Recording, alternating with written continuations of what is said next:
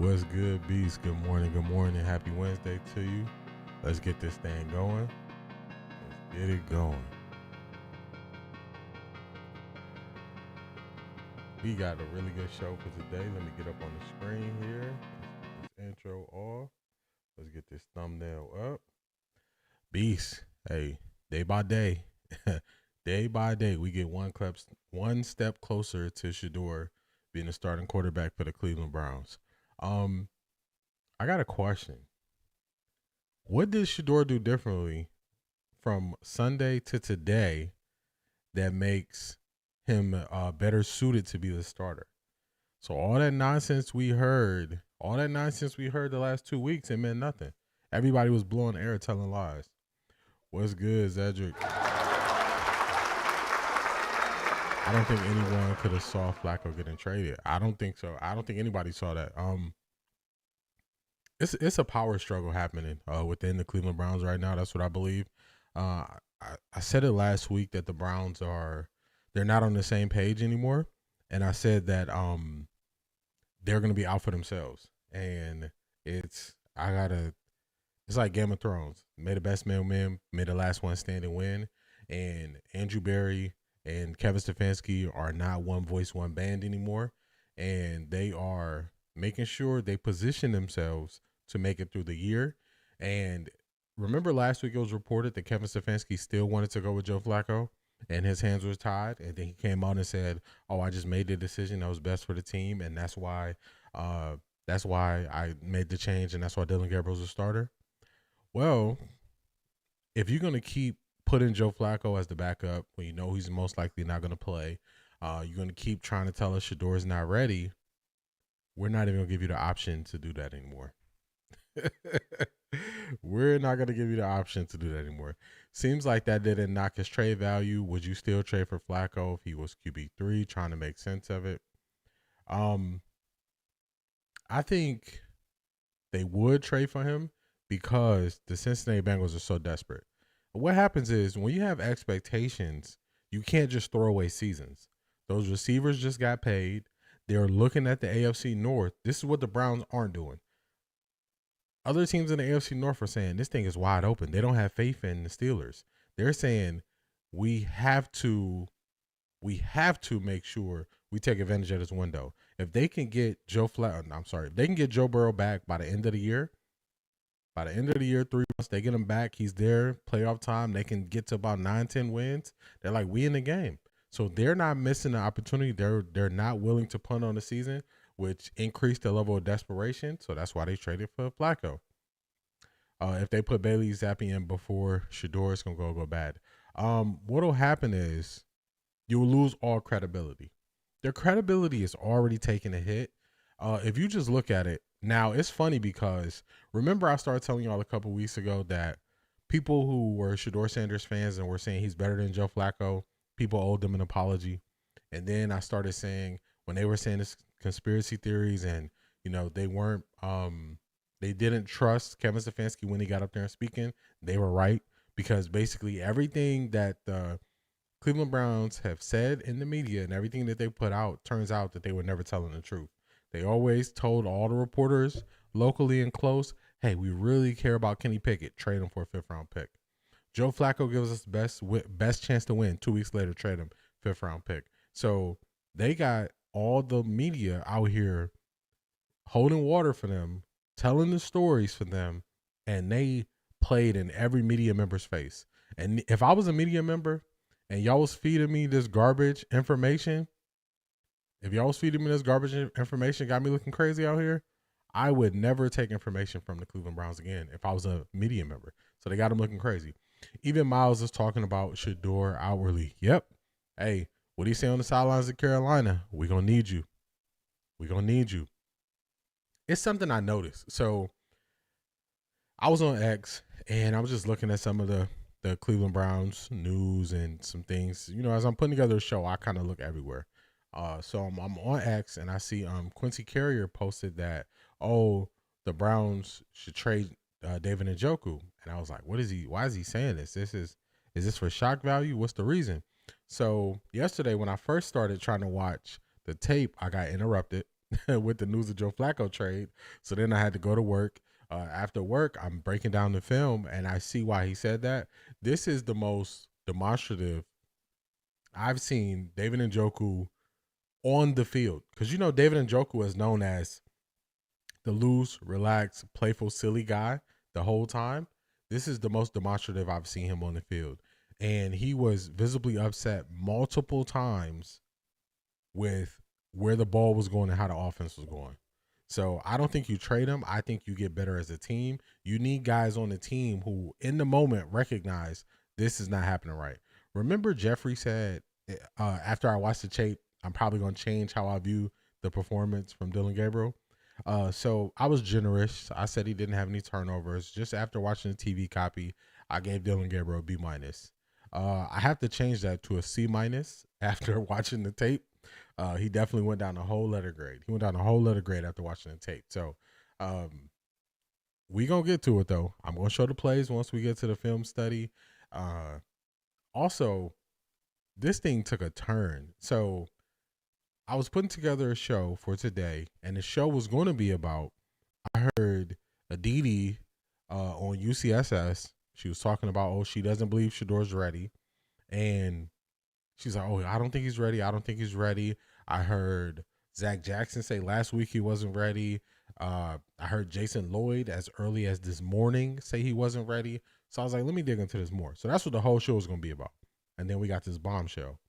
So I had to pivot, and I pivoted, and it's going to turn out to be a really good show. It was a play in the London game where David Njoku was wide open. Nobody was on him. It would have been a TD. You are correct. Beast, you are correct. I have that play on our list of plays that we're going to watch in the film breakdown. We're going to watch that play, and we're going to show how when they say he's a good processor, I just don't believe it. I don't believe it. His processing, he missed David Njoku multiple times in his game, and that's why David Njoku was frustrated. So the processing stuff, he has to show me more because I don't see it. I don't see it. But y'all were here for yesterday's show, so I just want to play something real quick to start the show. Remember I was talking about how if Arch Manning's last name was not Manning, he probably wouldn't be starting. So I'm doing my thing. I'm going through. Let me find it. It's here. And I see Colin, and I see I can't think of the guy's name, his other host, John. They're going to be talking about Drew Allar and Arch Manning. And I think this is pretty funny. So we're going to get right into this show. I got a lot of topics to cover. So we're going to get right to it. Let's go. Lost the game. The defense was But you know what, John? When I watch Drew Allar, there's not a lot of juice to it. He doesn't have great instincts. He's not inspiring. He doesn't have tons of energy. He's just a big, strong kid. But that was a game where you sort of needed your quarterback. Say, fellas, get on my back. So when I do these breakdowns and I'm looking at these quarterbacks in college, people can easily say, nobody knows you. Why should I trust what you say? Okay. Don't trust what I say, even though I always say it first. Now we got some reputable people saying it. Drew Allar's just a guy. That's what they're saying. He's just a guy. They're going to get to Arch Manning in here as well. It's going to be interesting what they say about Arch Manning. So that's the Drew Allar portion. And also, the title of this video is Why Penn State's Drew Allar and Texas's Arch Manning Are Overrated. Remember I told y'all they're going to start talking about them different? Let me find the Arch Manning portion. If he had played like that over the course early on with UCLA, they clearly would have. This was all tarped off. That's what the Rose Bowl feels like. If buyouts did not exist, I would say Harbaugh. Like if it's John Hart, no one thinks. Yeah, and I think the Calipari comp is class I did at Gonzaga. I'd get heat. But they would have they would have loved the team, but they would have hated the classes as the kids were coming. That's 9 to 21. So listen, they have 4 new offensive linemen at Texas. The pass protection's not great. Raul? Drew is the but I got to tell you, I sat there and watched Arch Manning. He holds on to the ball way too long, and he doesn't have a great instinctive feel. When I watched him this weekend, there were a couple moments, John, where I thought the game was in his head. Like he double pumped on stuff, or he looked almost mechanical. He was afraid to take a big shot down the field. And it's I don't want to be too harsh. I'm not sure Arch Manning. There were some when he came out that said he went to a small school, he dominated average competition, but I've not really seen. I mean, he's got he moves well, he's got the body, he's got the name, but there is something to be said about he's still young. There's an it. Some guys you get them the ball and there's a confidence and there's an it. This Texas team. So I want y'all to see how much he's dancing around him just criticizing Arch Manning. I've been telling y'all from the beginning. I'm like, yeah, he's way more comfortable running the ball than he is passing the ball. And Colin is dancing around it here. He just don't want to say it. He's dancing around it. But John, he's not gonna fall for what Colin's doing. He's just gonna say Sark, for all the criticism, he wins a lot of games. Yeah. They're not a good football team now. Well, I think if you go back 15, 20 years ago, a guy like Arch gets several seasons. I think in the day and age where you're paying so much money to individual players, I think his spot's in major jeopardy in 2026. You just pay too much for the roster to leave it in the chance of, seems like a good guy. Obviously, his uncles are legends. Like, this isn't Peyton or Eli's son. This is Cooper's. Yeah. And if you he threw a beautiful, deep bomb for a touchdown. You remove that play. I thought he was mostly atrocious yesterday. Yes. Yeah. And so it's this song. I spoke about this song before. It's Lil Durk and Future. They want to be like me. They want to be like you. They want to be like me. They're saying the same thing that I said to y'all yesterday, and I came to the conclusion: if his last name was not Manning, he would not be starting anymore. And they are here now. You can't hide it. That's why I said anybody who had him as a preseason Heisman candidate, we had to pull the receipts on how they view quarterbacks because it's not good. So I just thought that was funny. As I was going through my stuff, that was one of the things that I saw, and I was like, this is kind of funny that now they're starting to say this. So it's kind of funny. Let's get to it. Let's keep it going. So the Joe Flacco trade. I got a question for y'all. When the Browns traded Kenny Pickett, everybody said the Browns' belief in Dillon Gabriel was so high that they were able to trade Kenny Pickett. They were able to get that 5th round pick, and they believed he was ready to back up Joe Flacco.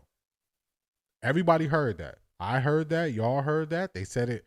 All Cleveland media got the memo. They all went out and said that. Nationally, they went out and said that. They all said the same thing. Kyle Hurd do be flip-flopping. You're right there, Zedric. They all said the same thing. Now, when Shedeur is the backup and you trade who was the backup on the depth chart, doesn't that imply Shedeur is ready to be the backup? It's just simple, right? It's just people having a philosophy. People believe in the things that they say. So I believe the things that I say. I have a philosophy on how I speak about things, and there are reasons why. Because I don't want to end up in positions where I'm flip-flopping all over the place like some of these people do. And I'm seeing that yesterday. I'm seeing people say Shedeur is no closer to being ready. One thing I've learned is Barry loves 5th round picks. He loves them. He loves them. They don't really turn out to much in Cleveland. We're going to see what Shedeur is, but the rest of them don't turn out to nothing. But he loved them 5th round picks. He thinks it's such great value. You can just pack all those 5th round picks in and you just get you a 4th round pick, and it's still a guy that's not going to be on the team in 3 years. But hey, to each his own. What he does is what he does. So that's the line that people are dancing when they speak about Shedeur being ready and not being ready. And Jason Lloyd is kind of going to get to that. But before we get to Jason Lloyd, let's do this. So I got when I was on X, I got some stuff that I was seeing on X. So actually, let me switch this. Let's go here. Let's go to X. And it's funny because there's 2 ways that you can speak on. There's 2 ways you can speak on Joe Flacco. You can speak on Joe Flacco the same way that people on the Browns speak on Joe Flacco, or you can speak on Joe Flacco how the national media speaks on him. So this is first Aditi. Now, I'm not playing Aditi for anything football related. Aditi falls in the category of reporter, but no analysis. That's what she falls into. You would think that would be the case. I think, like you said earlier, they've gotten bad information from the Browns. They all got bad information from the Browns. They all have. Shedeur is not a normal 5th-round pick, though. I agree with you there, Beast. I agree with you there. That's why I said everybody besides Shedeur. So I agree with you there. Now, this is how Aditi is speaking after they trade Joe Flacco. And I want y'all to listen very carefully to whose name she drops in here. It's kind of funny, actually, that she's going to die on this hill. But, hey, you know, do what you do. Can indeed deliver the ball to Jamar Chase and T. Higgins. So you've got that going for you. And if you're not constantly behind, then maybe you can get that run game going. And that obviously has been a huge problem for the Bengals. The run game, the play action game, haven't seen it at all. The thing I would say, guys, my mind is blown. Good morning, Ms. Brown.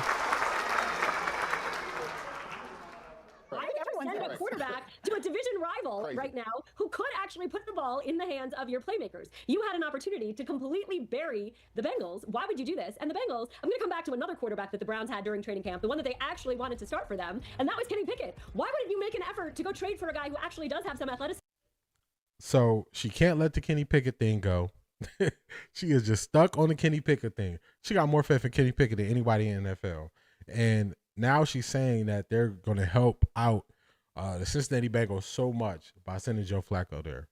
This is the thing. It's one rule when it comes to trading in your division in football. You know I don't like this lady.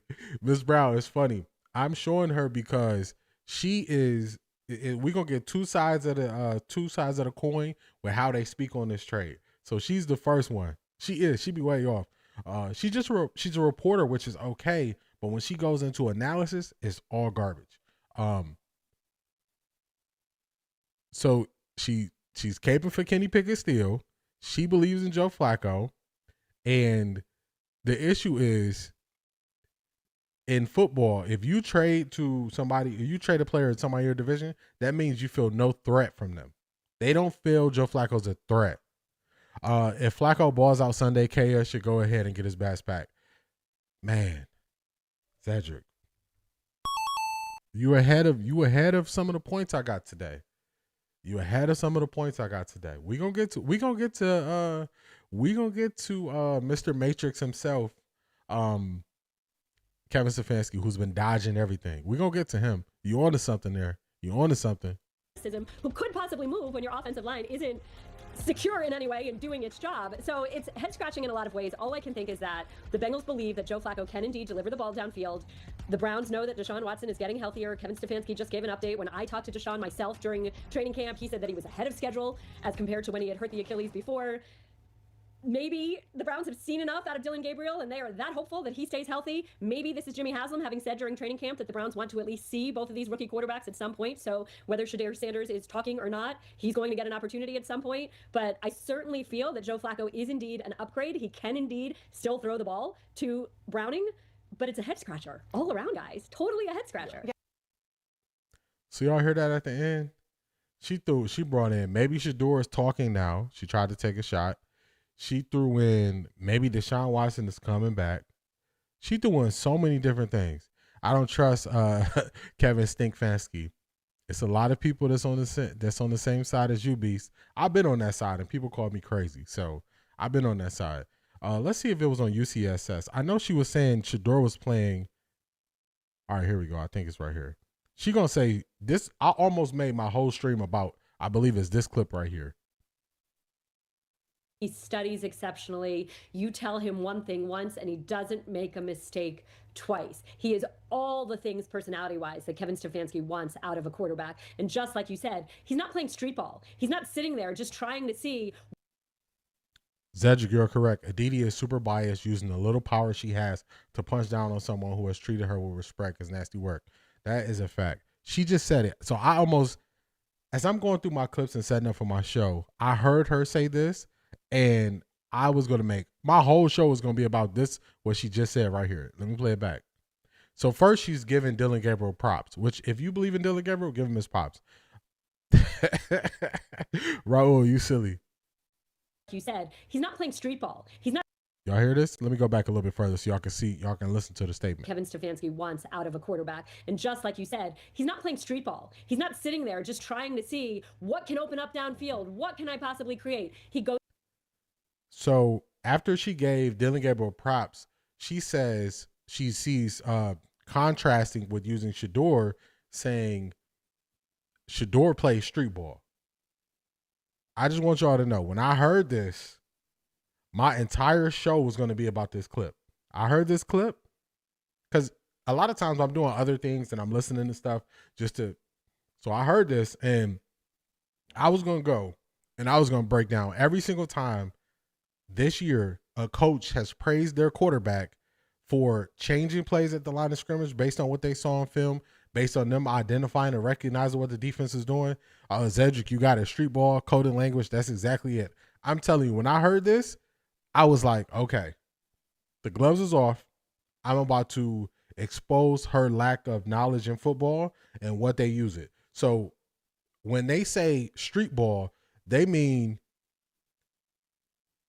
did you see Coach Prime talking to Shedeur about the London game? Check down. BF from Ohio. I didn't see that. Was that the last well-off video where Coach Prime, he was on FaceTime with Shedeur after the surgery? I got to check it out. I didn't see it. I did see the thumbnail for it, but I didn't get to watch the video. But when she said that coded language, y'all, it just set something off of me because they have used coded language so much to try to speak down on quarterbacks and say they didn't know what they were doing. But there you go, Zedric. Part of being a QB is making something out of nothing. That is correct. So it's going to be times where the defense, TikTok today. Okay, I'm going to look for it. Where the defense does something and they have the offense beat with the play call that they ran. So it's going to be times where you're going to have to do hand signals. You're going to have to identify what they're doing in real time and switch up the play. So that is not street ball. Peyton Manning did this. Tom Brady did this. All of these guys did this. They switched up and say, okay, I know I could beat this. She wants to go jack like Mary Kay. Fact, she's trying to get that Hall of Fame worthy. So when I saw this was going to be the whole show. I was going to scrap everything else I was doing for the show. The film study was going to change. I was going to blow up the whole show because this is certain things that set me off when people have these opportunities to speak on sports and they try to play people and they just feed into the narrative of people are still saying that Shedeur don't know what he's doing. They are still saying Shedeur is behind Dillon Gabriel. They are still saying that.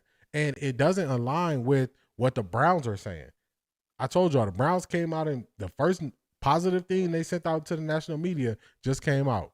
That's how you know Kevin Stefanski doesn't have a full understanding of what a QB should be. No way he can handle elite QB if that's not coming from him. I agree. Kevin Stefanski is not willing to adjust on the fly. It takes him so many quarters to adapt to what the defense is doing. And sometimes your quarterback has to see it and your quarterback has to see it in the moment and just make a play off of it. And that's kind of what Kevin Stefanski doesn't want. She got on my nerves. That's why Coach told her off. Yeah, I'm telling y'all, like, you can even hear my tone. My tone is changing when I'm talking about this because I've seen this too many times where they use that coded language and they just say it and nobody calls it out. Nobody says anything. So she had me hot for a second and I was like, now I got to destroy her. But I'm like, you know what? Joe Flacco was traded. Shedeur's moving up. I'm like, she got one more week. But this is so wrong with how football is played now. Football is a chess match. Do y'all remember when the Colts would play the Baltimore Ravens and they would go up to the line? Peyton Manning would look at the defense. He would call something out. He would adjust. Then Ray Lewis on the other side would adjust to what they were doing. It would be a chess match happening. So to her, that would be street ball, hoping something happens because her lack of understanding, she doesn't realize that different defensive coverages, they give you different answers to beat them. She can't identify that in real time. So she thinks a player is going off script and street ball because they can identify the coverage, which actually comes from your higher level of understanding. So Cleveland media willing to close their own casket. Crazy work, TikTok. Yeah, they are. They are. So I saw this and I was like, you know what? But now we heard how she talked about the trade. Let's go to right, well, a BJ, national CBS reporter and how they're going to talk about the trade. So this shows you the contrast of how people view these things. Unless, of course, the division rival may know something about the quarterback. We see right there Joe Flacco's numbers this season. If you go back to last year when he was with the Indianapolis Colts, only one quarterback, well, actually, no quarterback has a worse passer rating qualifying than Joe Flacco. Cedric, you onto something? Last year. He did not play well for the Colts. He has not played well for the Cleveland Browns and ultimately got benched for Dillon Gabriel. So the magic that he had at the end of that 2023 season that helped the Browns make it to the playoffs has not been able to be recreated. And so the Browns saying that they can do without Joe Flacco. Best of luck to you in Cincinnati. They're willing to help out the Bengals in theory, or maybe, of course, they know something about Joe Flacco and his level of play that the Bengals may soon find. So y'all hear that? Y'all see how different he is speaking on Joe Flacco? He is speaking on Joe Flacco based on what actually happened. She is not speaking on Joe Flacco in that manner. So that's just the difference. And sometimes you just got to level set and you just got to go through it and understand the differences. And she don't understand the differences. So another part of the show we gonna get to is the kind of view of what Shedeur needs to do, how the media can fall for tricks, how they can end up thinking things are one way because they're just taking information from a team. So I'm going to show y'all I'm going to use a totally different situation because what people do is if you speak on the situation too much, they just say bias. So you got to go outside the situation and show them that people that they respect can get bad information. Dillon might make it one half. The player is done playing games with Stefanski. After watching that game, Dillon has to play a lot better. She probably hasn't even watched the Browns Cincinnati game. Facts. She probably hasn't. Probably hasn't. A lot of these people, they do not watch the games. You know what? Before I get to where I was going to go, I'm going to show y'all that even people that we respect, they don't watch games. They don't watch games. So look at Coach Prime response to the trade. Yeah, I saw his response to the trade. He said, I don't care about the Browns. He said, I love me some Shedeur Sanders, but I care about Colorado. I'm trying to win. Yeah, I saw his response. Where is it? Let me find Uncle Ocho because everybody views Uncle Ocho like in high regard. So let's go nightcap. And I don't think that people are being malicious with how they do things. Where is it? Let's go here. New tab. This is an example just before I get to the next example I want to show y'all. So let's go here. Those of run, there was the head. Let me switch this over.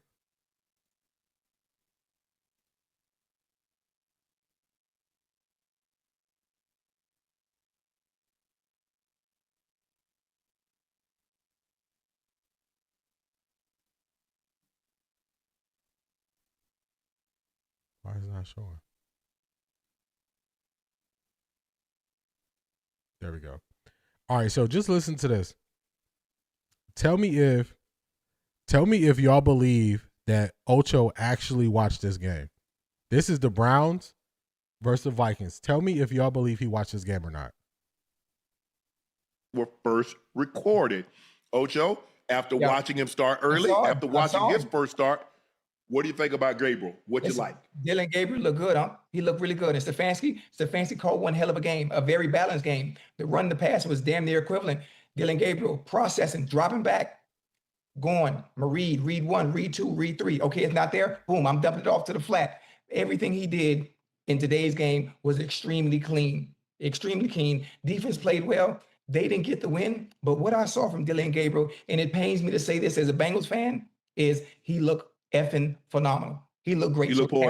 They really have something good to build off of when it comes to the film room. Based on whoever they play next week, he's gonna be fine. He's gonna be fine, especially with the way he played and knowing Brian Flores and that defense and knowing.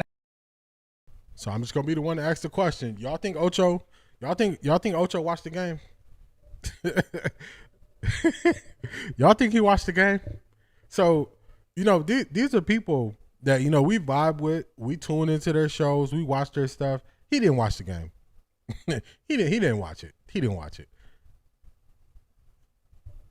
Yeah, he didn't watch the game. So these are people we care about that they just, you know, they're not watching. So these are former players that are not watching. They just watching the stats. So it's easy for other people to just get up there and talk and not watch it because they just assuming, hey, you don't know what you're talking about. I've been a Cleveland Browns fan long enough to know that most people don't watch the Cleveland Browns. Most people are not going to really watch the tape on the Cleveland Browns until Shedeur is playing. Before that, they looking at highlights and they looking at stats. So you see, he didn't watch the game. He didn't watch the game. So if they're not watching the game, I know that other people are not watching the game. Other people are not watching it. So this was a story during the Jacksonville game. This is the Manning cast. So this is how I'm using this as an example to show you that even though people are well respected, people have a name that people actually respect, they get bad information and they make mistakes. They make mistakes. So this is the Manning cast. This is going to be Eli speaking on Travis Hunter. If you guys are coaching Travis Hunter, what is sort of the percentage of where you're putting him on offense, where you're putting him on defense? Facts, Cedric. Well, tell him what Liam Cohen told you. I think, yeah. Now he's telling what Liam Cohen told you. This is the Jaguars head coach. I talked to Liam Cohen. They said, you know, when he was at Colorado, he practiced zero with the offense. He only practiced defense. He practiced zero with the offense. He only practiced defense. Now, everybody that watched Well Off, everybody that's been following Colorado, we all know this is not true. We all know this is not true. This is one phone call to Colorado. The Jacksonville Jaguars have never reached out to Coach Prime regarding anything with Travis Hunter. They got the most out of Travis Hunter. It's no way you haven't made the phone call to say, hey, how did y'all do it? I'm not saying we respect them. I'm saying their name is respected. If they can get on one of the biggest platforms and they can give out bad information, you think a local media person can't give out bad information? That's what I'm doing. That's how I'm showing it. Now let's look at Coach Prime response to this. Here we go. Last night I was watching TV and on the Manning cast, Eli Manning reported that. That was a lie. I just wanted to give you an opportunity to Travis refute Hunter that. Played offense and defense. We started out with the ones offense going the first 4 or 5 reps. Then he went over and played defense the next 4 or 5 reps, and he did it the whole practice. You know we have well-off media here and reach the people and then nearly, come on, man. Like, I don't know why. So that's how easy it is for people to get bad information. Remember, the reason why I'm showing you this is because I'm proving the point that people get bad information and run with it. So somebody as high up on the ladder in the NFL circles as Peyton and Eli get wrong information. So if they get wrong information, you think Aditi's not getting wrong information? You think Jason Lloyd not getting wrong information? You think Adam Scheffner not getting wrong information? You think Rex Ryan not getting wrong information? You think Bomani Jones not getting wrong information? All these people are getting lies told to them. All of them. That's the point of that. All these people are getting lies. Cohen tried to clear it up on a Pat McAfee pod. I saw he was on there. It wasn't even worth me going to the third degree of it. I saw he was on there, but actually it's something better that came from that Pat McAfee pod that people are not really talking about, but we gonna get to it. It's something better in there that nobody is talking about, but we're not gonna let it slip past us. So I just wanted to show y'all how these things are being viewed outside and how easily false information can get spread. False information can get spread easily. Do I need anything else from here?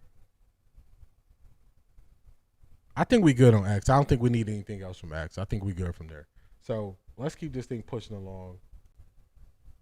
Now let's get to a couple of the narratives that they're currently pushing. So the narratives that they're pushing are Deshaun Watson is going to come back. I'm only going to go through the Deshaun Watson thing one time because it's not even worth going to the Deshaun Watson thing more than that.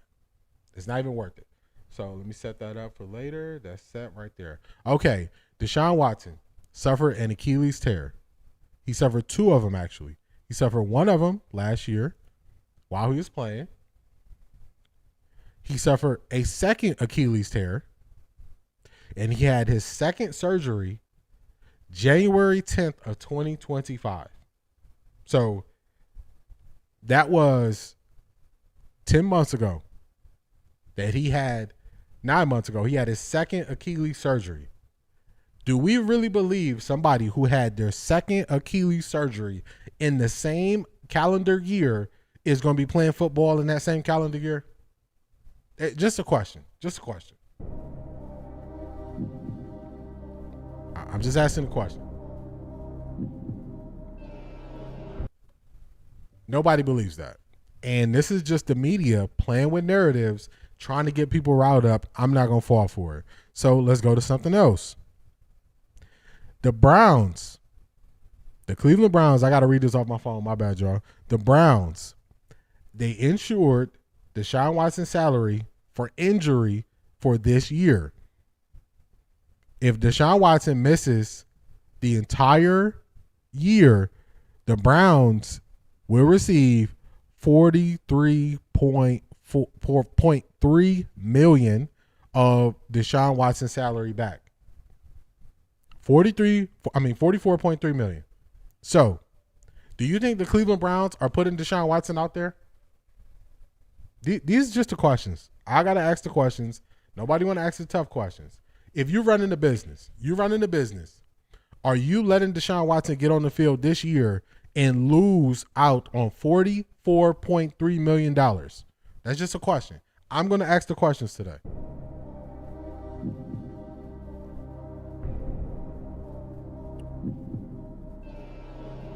We just going to ask the questions. When Shedeur get in there and ball out, he not giving the starting position back. Dillon enjoy from the bench. That's a fact. I agree with you there, Beast. Not at all. Even if rehab is going well, I agree. That was regarding Deshaun Watson coming back and playing. That is a nice return. And nope, he's not coming back. Nobody would pass up on that policy. It ain't no beef. It's business, baby. Every week somebody tells you the football is a business. Find a good business reason for you to have a injury where every person is gone at least 365 days, and you say, you know what? We're going to do you a favor, and we're going to cost ourselves $44 million by doing you a favor. Nobody would do it. So anybody who is talking about the Deshaun Watson comeback this year, play, and all that stuff, they just haven't done enough research. They haven't done it. One thing that you got to think about is to become a billionaire and to own a sports team, you have to have some sort of business savvy to you. To get to higher levels in business, you use less emotion. Now, if it was something based on emotion, I would say Cleveland might make the wrong decision. Jimmy Haslam can't go sleep next to his wife that night when he didn't just gave up a check for $44 million just to do somebody a favor who hasn't produced for your team. We're not talking about Nick Chubb. We're not talking about a beloved Browns player. How he gonna sleep next to his wife that night and they just ripped up a check for $44 million to do somebody a favor, do somebody a solid? It ain't happening. It ain't happening. Cleveland do some crazy stuff, but they ain't gonna do that. They're not passing up the money. And I'm standing on it. I'm not even teetering the line. I'm saying they not doing it. Deshaun Watson's 21-day window has opened for them to put him on the practice squad, or his eligibility is open for them to give him a 21-day window to practice and not count against the 53-man roster. That has not happened.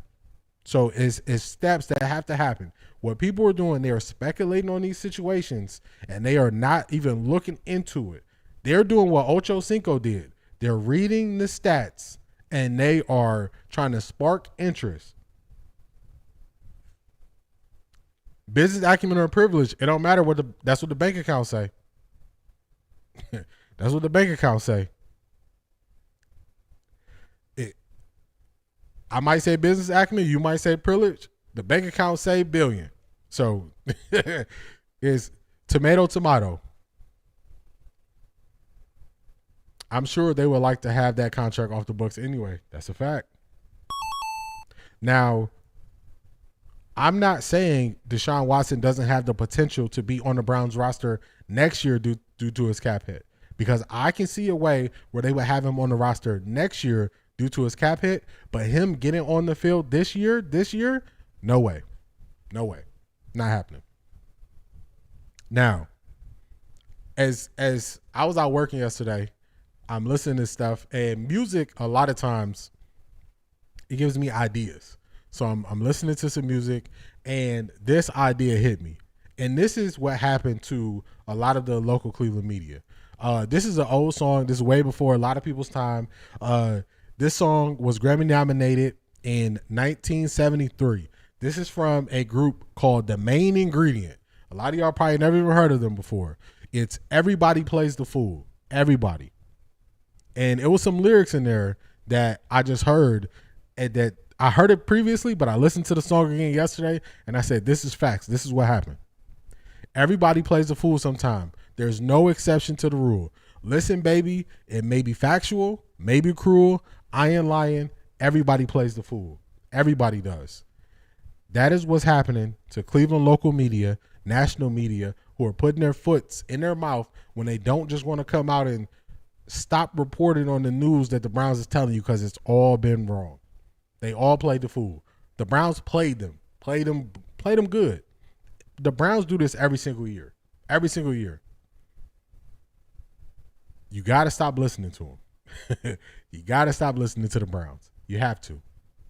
Now, that leads me to the next point of the show.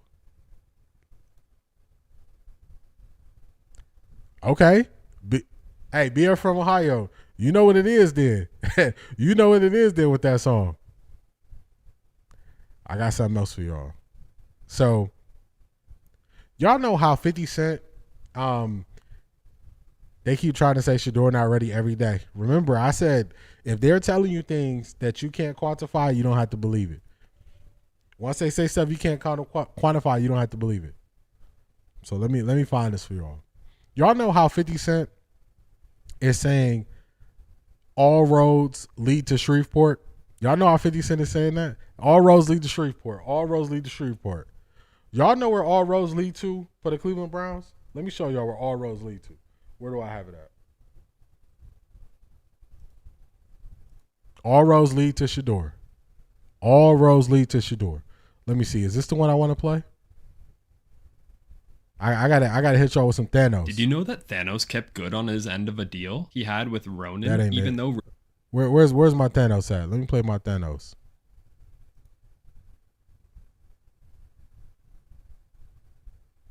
Let me find it real quick.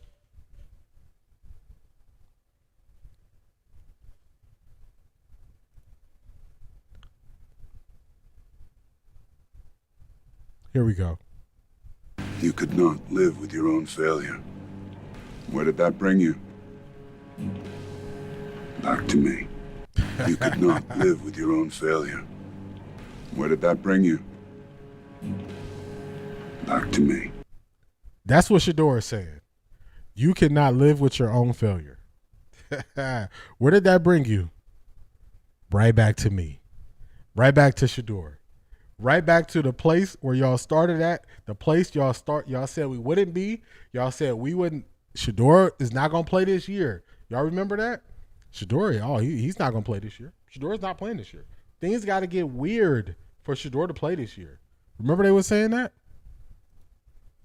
I guess it's weird, man, because all roads lead you right back to Shedeur. Right back to Joe him. Because of the veterans, and I do think the veterans.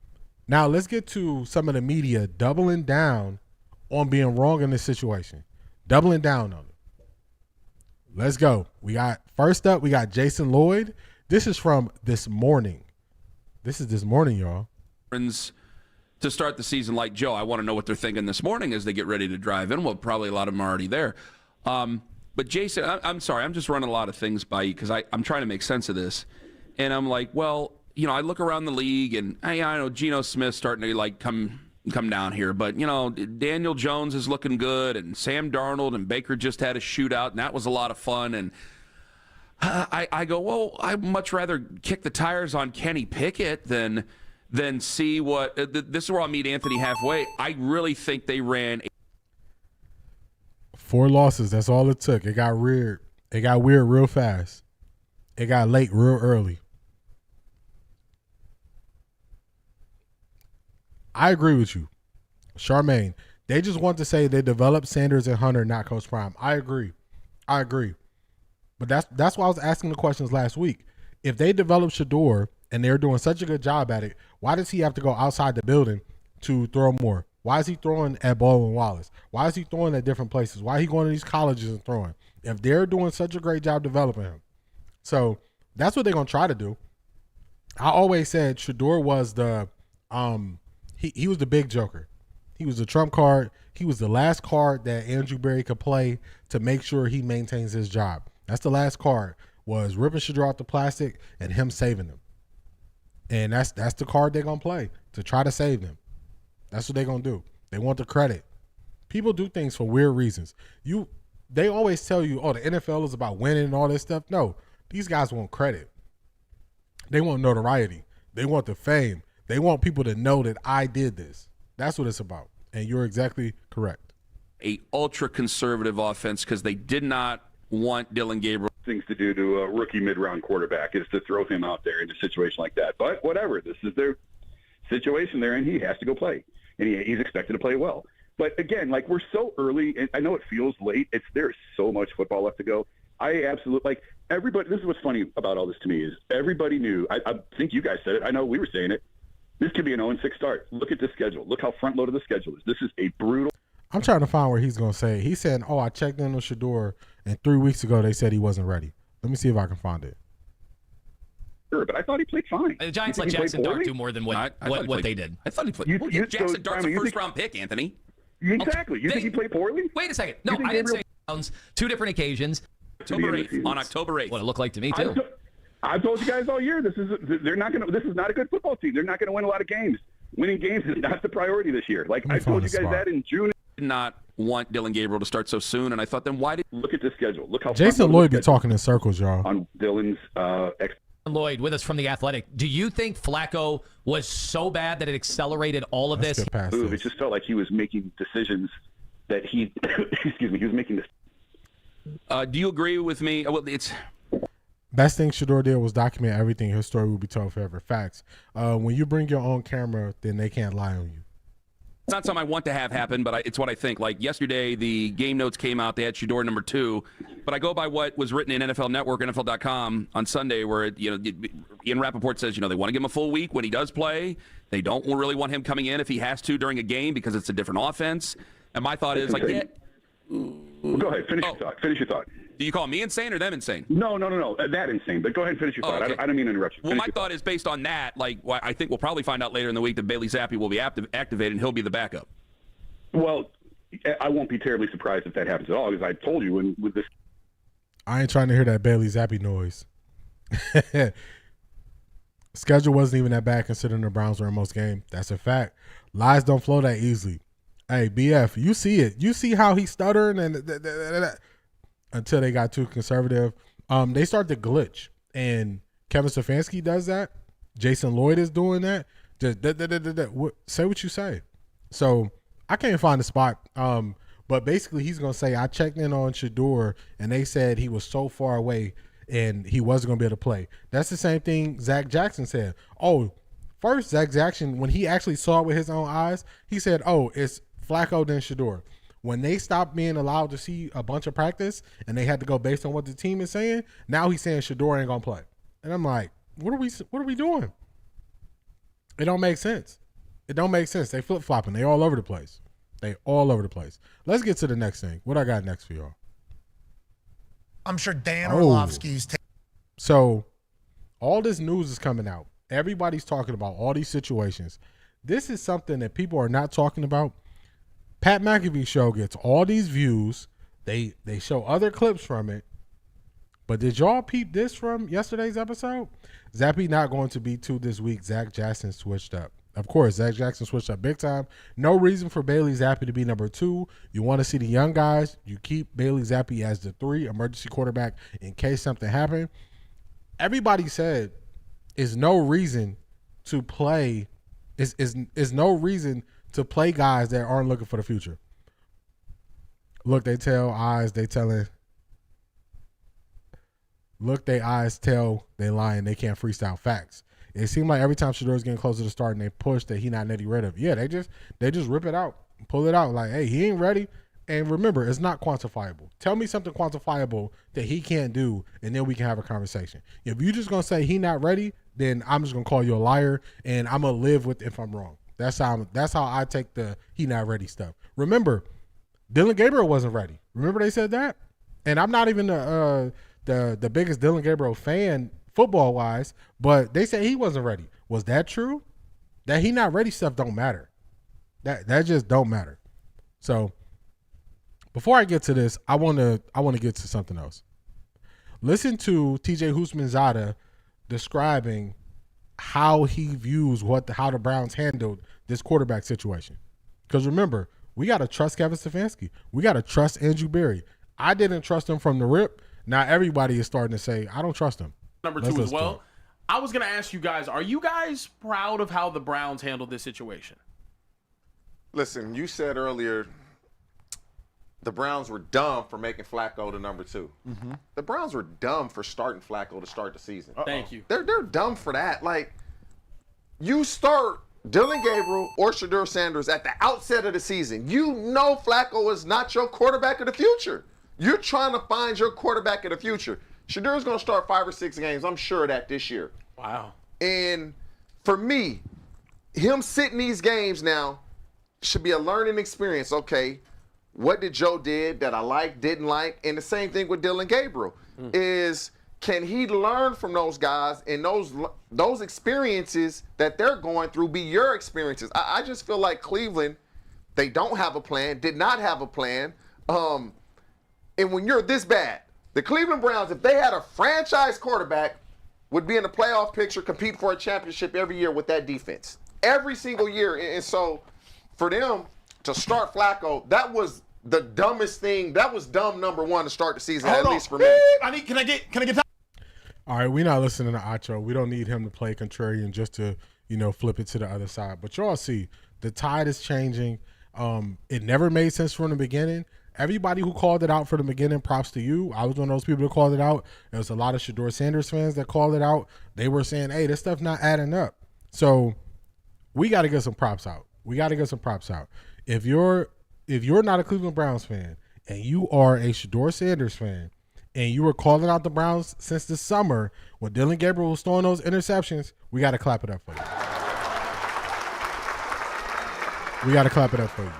If you are a Shedeur Sanders fan and you were calling them out for Kenny Pickett is better, Joe Flacco is going to be the starter, they give you a chance to win, and you were calling it out when it wasn't cool to call it out, once everybody saw he was bad, we got to clap it up for you.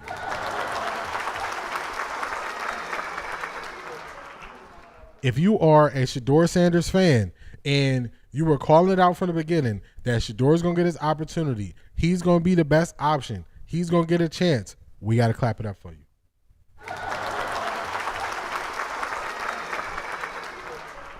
If you are a Shedeur Sanders fan, you saw the first press conference from Kevin Stefanski and you said, I don't trust him when he was under the tent in the summer, and you said, I don't trust what he's saying, something's wrong about him, we got to clap it up for you.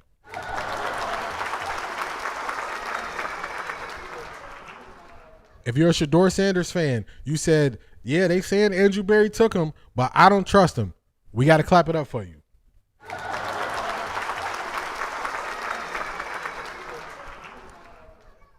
We have to put some respect on people's name who've been fighting the good fight ever since they had to start watching the Browns, because that's where Shedeur ended up.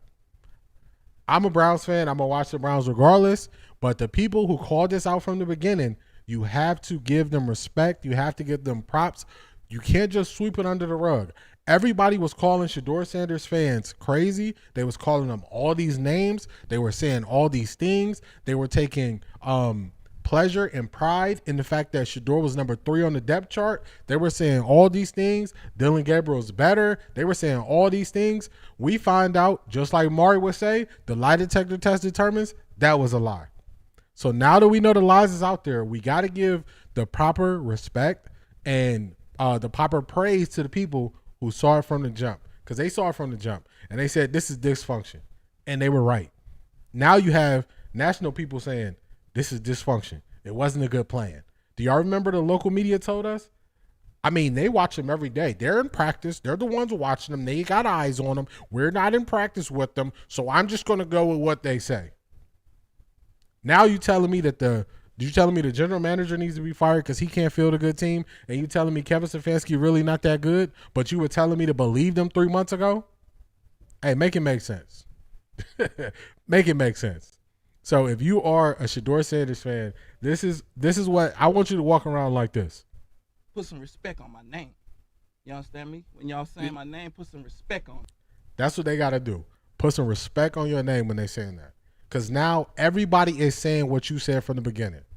And I align with people who are willing to put how they feel about a subject out there, regardless of the backlash, and face the backlash. And when they come out on the other side of it and they are true, we're going to put some respect on their name. Put some respect on it. That's what we're going to do. Now, the same people that wanted us to believe Kevin Stefanski was good and they've been calling him out for his whack playbook, let's see what they are saying now. The Browns thought, man, we're going to trade Flacco.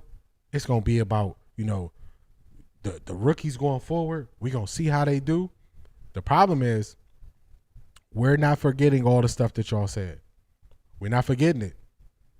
And y'all know who been dodging everything like the Matrix? Good old Kevin Stefanski. He been dodging it, y'all. But he hasn't been dodging it in the circles of people that people respect. Let's go to the Pat McAfee show from yesterday, and let's look at something that they said that for some reason not many people in Cleveland are speaking on. Let's go. Taking a full. Oh, yeah. If you were going to trade both guys, why aren't we starting the rookies? And I don't even know if he's allowed to tweet that. He'll probably post a timestamp from NFL Live. And when he said, hey, listen, I'm not allowed to tweet this. I could certainly go make something happen to be able to tweet this, but I'm just going to sit here and be told no and just not do anything about it. But he basically said, if we're inevitably going to get to the rookies, why are we even doing the song and dance? I think they thought they were going to win with Flacco. I think they thought that they were going to be able to do what they did a few years ago, have success, and then there would be some perfect time to hand it over to a rookie, whichever one. Now, they like Dillon Gabriel more. They drafted him in the third round as opposed to the 5th round. I think that was their envision. That was what they were hoping for. They obviously get the Dillon Gabriel at the time they get to him. He looks the part, and then they decide to pull the trigger and move on. How do you think it goes in that building? What do you think the thoughts are over there? Because the defense. You can win with that defense every week. Every week? Every week. So they can. In the playoffs, too. Yeah. Every week in the regular season and every week in the playoffs. Y'all notice how everybody is starting to say the same thing? Everybody is starting to say, hey, you can win with this defense. This team not as bad as we thought. Where do your problems lie? Your problems reside on the offensive side of the ball with an offensive-minded head coach who's also the play caller. Zedrick coaching malpractice. There you go. Talk to him. Talk to him. Let's keep it going. You can win with that defense. So the offense just needs to be in Stefanski, offensive guru. Mm-hmm. So he's at the point now where both these rookies he thinks he's going to be able to win with. I think that's a good thing for the Cleveland Browns. And then Deshaun Watson, I don't know who mentioned it earlier in the week, but he will be healthy at some point during this season. So we'll see what happens there. He's still, fairly young. We'll see what happens when he's healthy. But yeah, you got to feel pretty confident about Dillon Gabriel, number one, because this team, if you can go out there and score, let's say 21, 24 points a game, you got a chance to win every week with this defense and how they play ball on that side of it. And then you got to be comfortable with Shedeur and his progression and where he is to be able, because when you have a backup, you got to be ready for this guy to go in and play and drive the ship as well. So I'm interested to see how this goes. Everybody kind of saw it playing out this way. Start the season with the vet, Flacco, move on. Zedrick, you are correct. Emu was right to call him out after the Rams game. All ego, not a player coach. I broke that down. Kyler, coaching and receivers. Cheryl, how you doing? It's a lot. I broke that down in real time. I broke it down in real time. I said, hey, I agree with Emery. They're going to get to Bruce Arians. Move on to the rookies because next year they have the multiple first-round picks and they could possibly move up and draft a quarterback as well, depending on how things shake out with the guy that has $230 million guaranteed. So this be interesting. But this is, Cleveland being Cleveland. On that note, I think that guy got the $230 million flu. When it comes to on-field stuff, I'm not getting into off-field stuff. On-field stuff feels like that guy's trying not to ruin life, because he has the biggest bag in the history of the NFL. That whole thing did not work at all, which has put them into the position that they're currently in. And not to be forgotten in the entire story, Bailey Zip on the ball Zappy also on the Cleveland Browns. Here we go. Oh man. Yeah, they got talent over there. They feel real good. Then. They got talent over there. I just wish that defense would have showed up in the last 3 minutes. Oh. Yeah. You're talking about Carson Wentz? Yeah. You don't think Carson Wentz just figured them out? It took him 57 minutes maybe to figure out what was going on the defensive side. What's the laugh? We're paying these defensive linemen a lot of money. Carson Wentz need to be on his ass. I think Gage and Isaiah Bond are definitely the receivers who could do the most damage. Judy, I don't think Kevin Stefanski knows what to do with him. It's a point in here that I'm missing because I hope they didn't cut this out their show. It's a point where he's going to ask him about Kevin Stefanski. That's hilarious. We talked about him talking about Gannon earlier. Mm-hmm. You heard him just old school right there, too. These guys getting how much money? Can't make a fucking... What are we paying him for? 5th overall pick? What are you even here for? We got a rookie quarterback who's got the lead. And we can't close the game? But this defense? How do you feel about the Browns? I mean, the AFC North as a whole has become... I want to see that defense be dominant. When they are dominant, I think they can win with a rookie quarterback because they got a hell of a running back. They got enough talent around them, good offensive line. So, yeah, but that defense got to be dominant. Stefanski, how do you guys view him? Oh, here we go. I don't know how he's kept this job this long. That's exactly.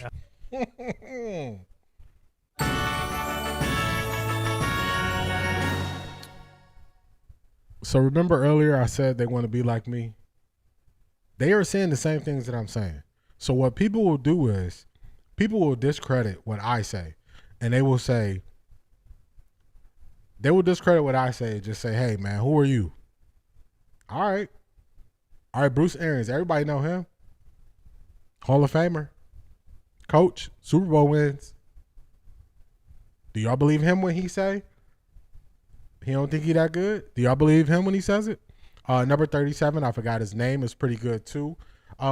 Yes, Luke Floria, he had the great catch from Shedeur. He had the hamstring issue. He is signed back to the practice squad. They re-signed him back.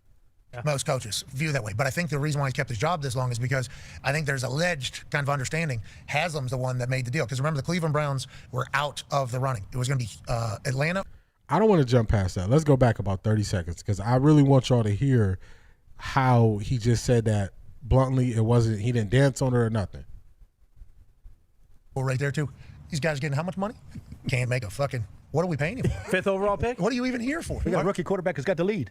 And we can't close the game? But this defense? How do you feel about the Browns? I mean, the AFC North as a whole has been... Now, he going to get back to it, but I'm going to play this back. This is the worst. This is Kevin Stefanski's worst nightmare right here. When they're willing to go on the biggest shows and question why you're still coaching this team, that is a problem. That is a problem.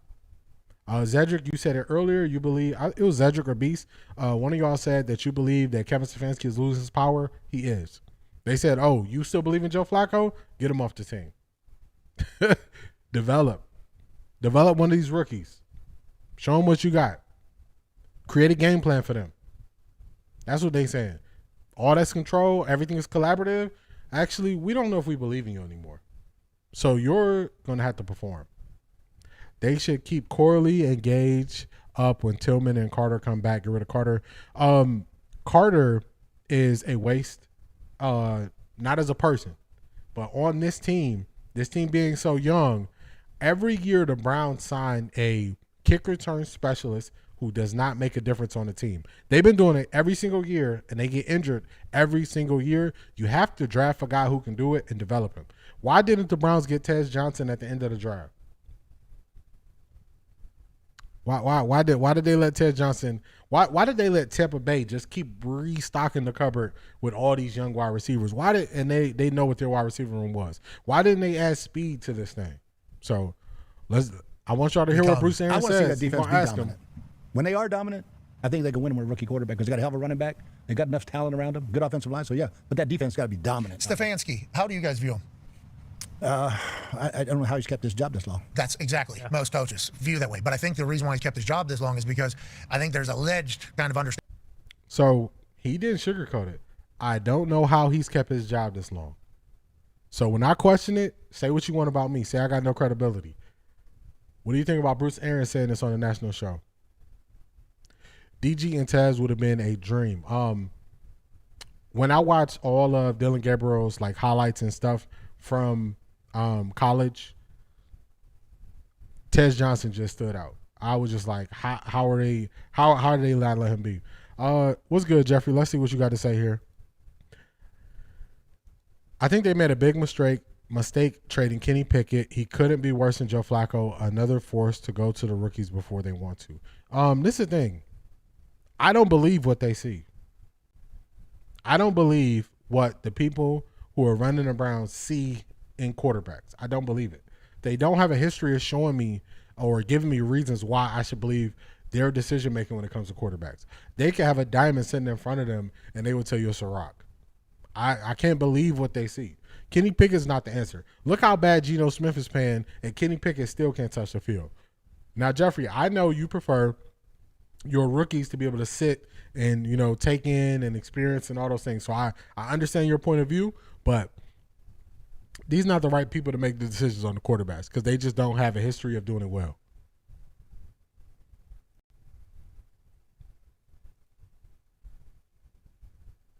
All right, we're going to look at cover one. We're going to nerd out a little bit, y'all. We're going to nerd out a little bit. They just hate Prime. That's a fact.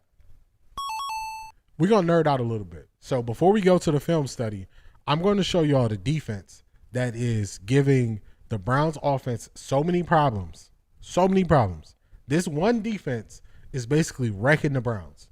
And I've been calling it out every single week since the preseason. I've been saying cover one is wrecking the Browns. So I'm going to show y'all what cover one is. This is not going to take long, but we're going to nerd out a little bit on what cover one is and how to beat cover one. Also think the rookies need playing time, so it's kind of a good thing that they went to him now. Yeah, it's these guys, these rookies have so much playing time. I think they don't need a whole season to sit because they played so much in college.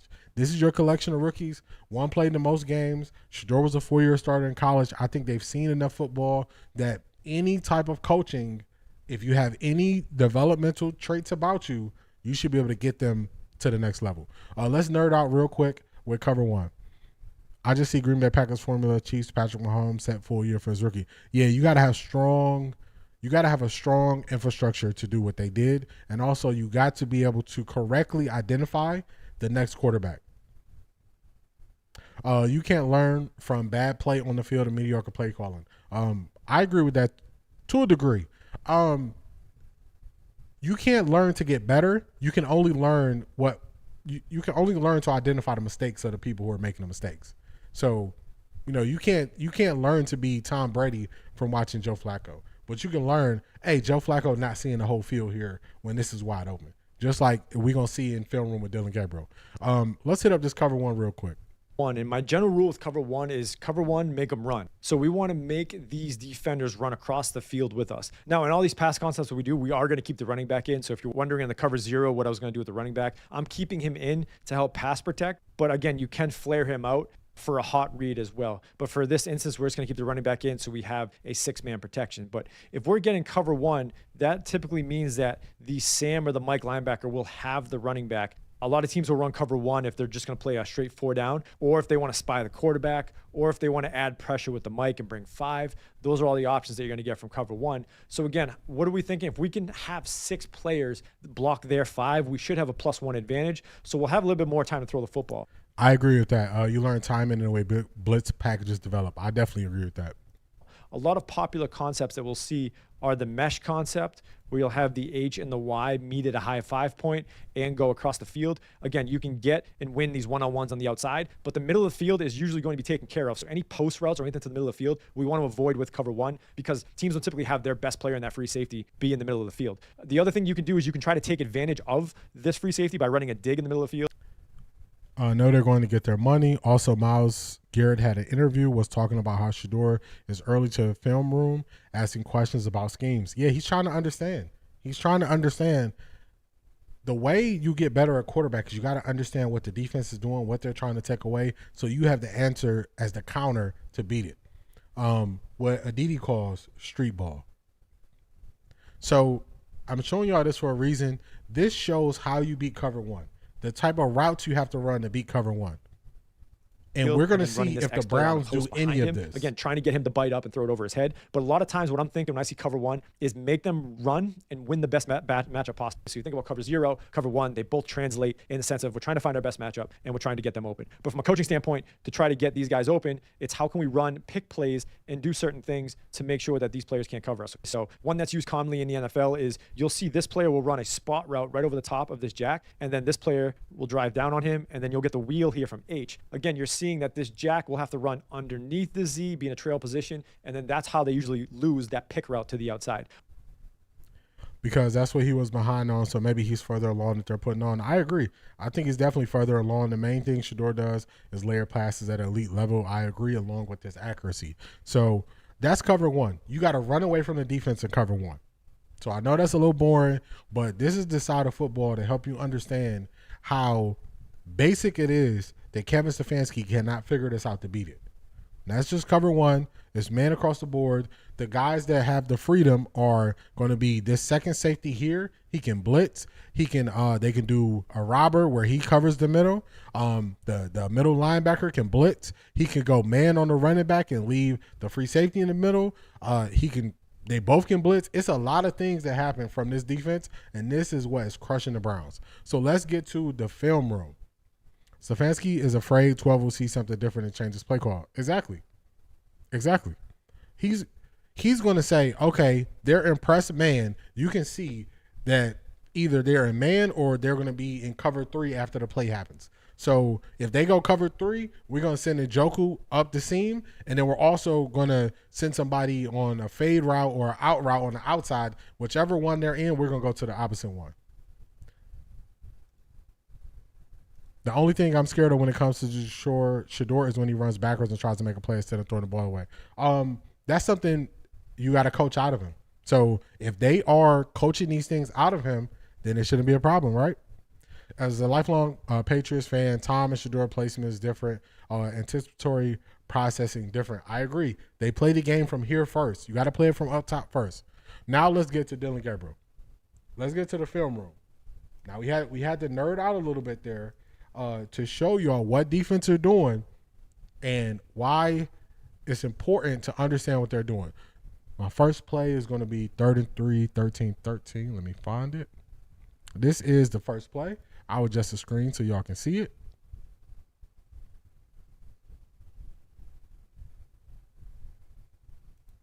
Okay. So, yep, and he showed improvement first preseason game. Agree. So, you see, I just showed y'all that all QBs does that. I agree. Kevin Stefanski doesn't want his quarterbacks to do that for whatever reason. So you see here, this is looking like that same cover one that we just saw. This is looking like that. Now let's see what happens. Now I'm going to pause this as soon as it goes post-snap just so we can confirm if it is truly cover one or if this is zone. We're going to look at it.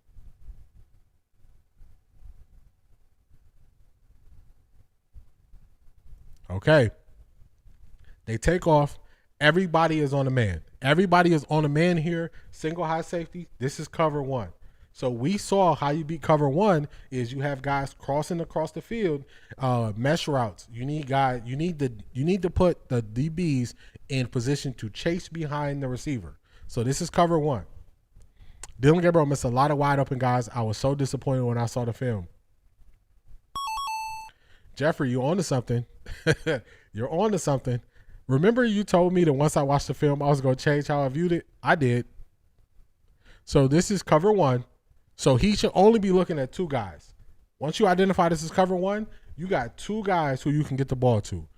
Here, you can only get the ball to either Jerry Jeudy or Isaiah Bond. Those are your 2 options.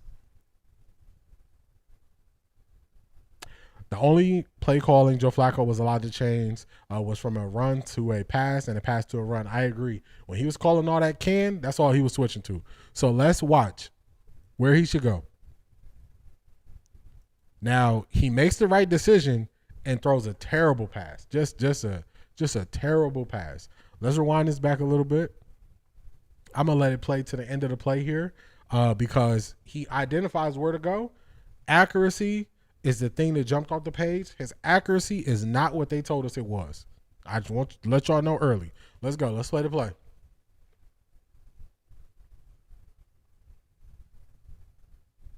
Isaiah Bond is there.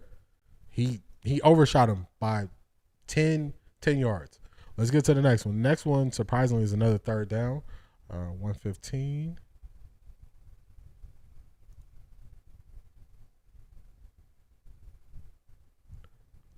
All right. So, again, Dillon has accuracy issues that follows him all the way back in college. Yes. Yeah, his accuracy in this game, I was like, oh my goodness. I don't know what they were talking about. He got this great arm and he was so accurate. Now you see, this is kind of looking again like this could be cover one. If this safety stays back and goes and covers this hash, or this, we'll just call it a hash. He covers this side, this safety covers this side. This could be a cover two man. Let's see what he does. Shedeur is now Thanos. Shedeur is now Thanos.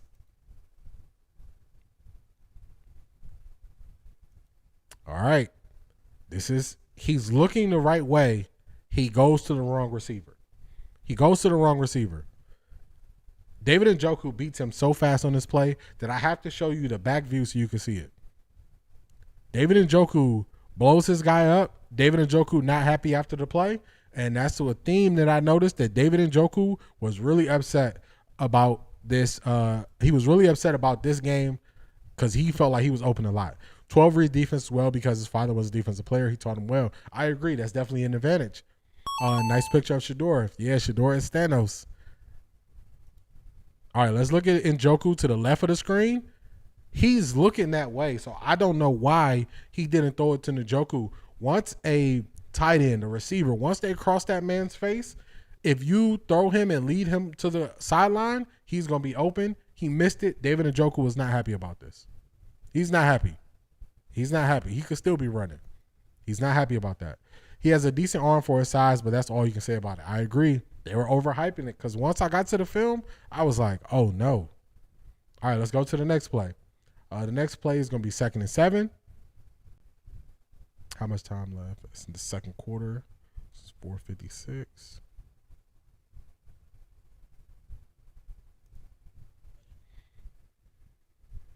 This is to show that I don't know what the Browns are coaching on the offensive line. I don't know what they're coaching on the offensive line.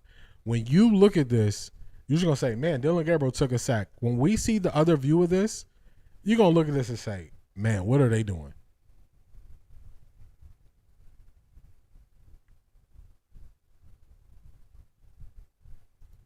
Yeah, that one was bad. Dillon looked right at David, saw he was going to win the route and did not throw. Exactly. David Njoku was very frustrated in this game, and it makes sense. Explains the frustration. It makes sense. This is early on. We're only at the second quarter now. But this shows you they got way more. I agree with that, Zedric. He doesn't trust his arm past a certain point. This right here shows you that they have to clean up the offensive line. The offensive line coach, this offensive line should not be this confused. When I show y'all this from this other angle, it's going to be insane. Okay, before the play, you got this lineman is looking at David Njoku. Actually, let me tell y'all something funny. If you ever play football, pee-wee level, junior high school, y'all know it was always a guy who, as soon as you broke the huddle and got to the line, he had no idea what the play was. He had no idea what he was supposed to do. He was just lost. This is the Browns left tackle right here. He lost. He got to the line. He looking at David Njoku. Who you got? You got him? All right, I'm going to take him. Play starts. He don't take nobody. Livingston is not a left tackle. This is not run blocking. He should be a guard. Yeah, he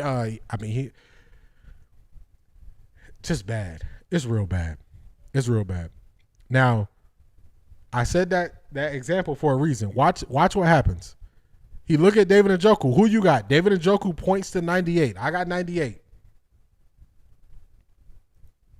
He points to 90. He said, all right, you got 98. I got 90. Let's look at the play. He snaps. He takes nobody. Nobody. This is on the offensive line coach that this is happening. He's saying, who you got, David? David says, huh? I got 98. Okay, well, I'm going to take 90. I ain't taking nobody, actually. 90 couldn't even believe it. 90 stutter stepped through the hole. Facts. Hey, we might take Cam Irvin at this point. He was getting penalties on every play, but we might take him. Caleb Williams, he can't read how he's supposed to read the playbook. Hey, I don't know about Caleb. Oregon offense was RPO, screen. Dillon only threw deep off of play actions. He can't read defense. This processing thing, I'm really starting to question the processing thing that they're saying. After this is his first game, I'm gonna give him a little bit of grace for nerves and stuff like that. But this processing stuff they talking about, it as the game goes on, it gets worse. The center, even the left tackle, where to be as well. Yeah, this was crazy. This was crazy. I'm looking at this play. I'm like, what is this? Hey man, who I got? I got him. Watch the D lineman. The D lineman is like, wait, neither one of y'all taking me? I'm gonna go get this sack. He stutter stepped through the line like, wait, nobody's guarding me. I'm gonna go get this sack. So that just shows you the offensive line play has been bad, but the offensive line coach has to coach that out of these guys. They have been confused all year. When I watch the tape and I look at the sacks, it's always a guy coming unblocked, and it's just basic principles where it's like, make it simple. You know what? Everybody protect the inside, and you let the guy go to the outside. It's just basic principles that they just don't follow. Dillon is good to make it to 1-2, but if he has to go to from 2 to 3, that's where he struggles processing. I agree, because his third read was open a lot. Let's see what's my next play? Let's go. All right, we got 1st and 10 with a minute and 11.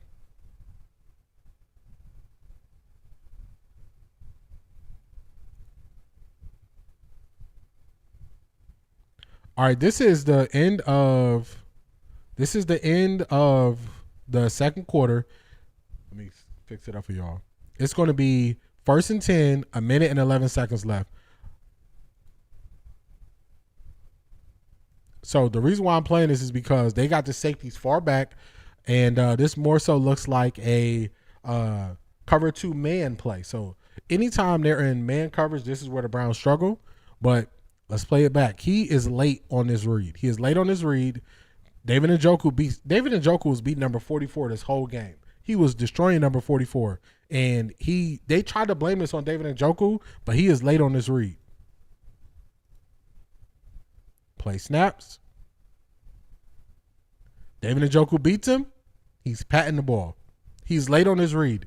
It's no way, if he is throwing the ball now, there's no way that this DB can get up under it because he's behind David Njoku. He takes too long. He then throws it. The DB can undercut it. That is him not believing in what he's seeing and taking his time. And David Njoku is frustrated. Watch it from this angle. David Njoku was like, man, I'm beating these guys all game. Watch me beat them. Too late. That is the difference in NFL and college. College, you can throw that late. The guy's not going to undercut it like that after he got beat. The NFL, that's not going to work. What's our next play? 2nd and 7. 39 seconds.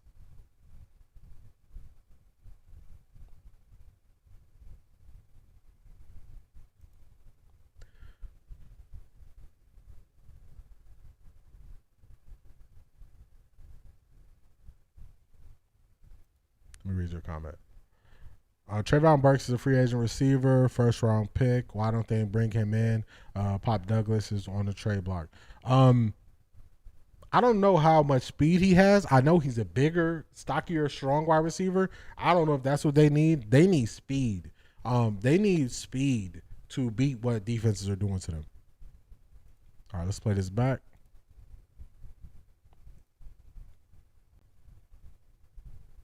Single high safety again. It's looking like man. They switch it to zone. This is the play. He never looks at David Njoku. Once they switch it to zone, this is a zone bus. This looks like they switched into a cover 3 right up the seam. Right up the seam. He's trying to figure out what happened. You want to know what makes this even worse? Isaiah Bond is blocking on this play. I don't know what Isaiah Bond is doing. Isaiah Bond is blocking on this play. The receiver he throws to, he is not under too much duress where he can't get to David Njoku. Isaiah Bond was blocking on that play. Okay, got you. Pop Douglas is fast. Yeah, they need speed. As long as whoever they go after is bringing speed, that's exactly what they need. So this is where David Njoku just runs wide open. Wide open. He never looks to that side. He went right to Isaiah Bond's side and throws it 100 yards out of bounds. So I just don't know what that was. Let's go to 3rd and 13. Now, this is – everybody talks about how Kevin Stefanski mismanaged the time in the second half. To me, Kevin Stefanski also mismanaged the time at the end of the first half. Do y'all remember he ran that running play to Jerome Ford when we're basically in the 2-minute drill and burned the timeout right after? This is, if he had a timeout, they could have played this as an actual play and not a throwaway. They should have never propped up DG to punch down on Shedeur too high of a pedestal to reach now. I agree with that. I had a video, my most viral short on YouTube is me saying they setting up Dillon Gabriel to fail. And it was those sentiments. It was, they are hyping him up so much, the only thing he can do is fail at it. Isaiah Bond route running is horrific. He needs a lot of work. Isaiah Bond, they need to limit which routes on the route tree he runs. That's what they need to do. They need to limit it. They don't need him running the whole route tree, all 9. They need to limit his routes and have him only run routes that he's doing well. They need to do the same thing with Jerry Jeudy. Limit his routes. They got every guy running every route so it always looks the same. The problem is if it's not something you're good at, they're setting you up to fail. So that's what it is with Isaiah Bond. Supercomputer getting exposed. I agree. I called this months ago. I was like, they hyping him up like he a first-round pick. My Pats ain't trading Pop Douglas. We are back. Hey, the Pats. Hey, I'm changing my views on the Patriots, especially Drake May. I'm changing my views on them. So when they mismanaged the end of the first half, they could have went for it. They could have did a similar. They could have did a screen style play where you just throw it and see if you can break a tackle to get into the touchdown. Because Kevin Stefanski mismanaged the first half timeouts, they had to just throw this away for nothing. It was nothing they could do. Nothing they could do there. That's why I want to bring in another veteran guy. Pop Douglas will be perfect. Watch some of his tape. I'm gonna check him out. Like I said, Gage, most complete receiver. Go watch his tape. I like Gage a lot. The 3 receivers, if this was me, the 3 receivers that would play the most would be Jerry Jeudy, Isaiah Bond, and Gage Larvin. Those would be my 3 receivers that I played the most. That's who I would play. Cedric Tillman, nope. Jamari Thrash, this is 2 years. I'm not seeing nothing. Hard for him to get separation. Nope. Those would be the 3 wide receivers I would play. So Kevin Stefanski was mismanagement time in the first half. Now let's go. We're gonna take this thing right to the fourth quarter. There's not that many throws in the fourth quarter, but we're gonna go to the fourth quarter and we're gonna look at the throws he made. I believe it's 9 plays from the fourth quarter. We're not gonna watch all 9 because some of them are the Hail Mary and all that stuff don't make sense. This is the first one from the fourth quarter. This is 1st and 10.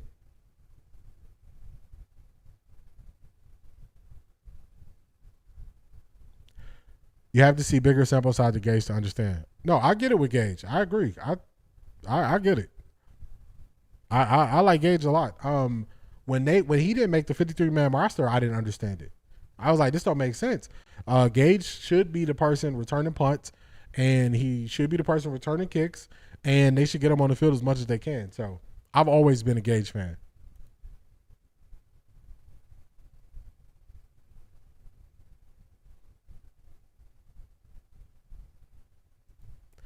More issues. That was just a screenplay. They were seeking out the screenplay, so it wasn't working. Let's go to the next play.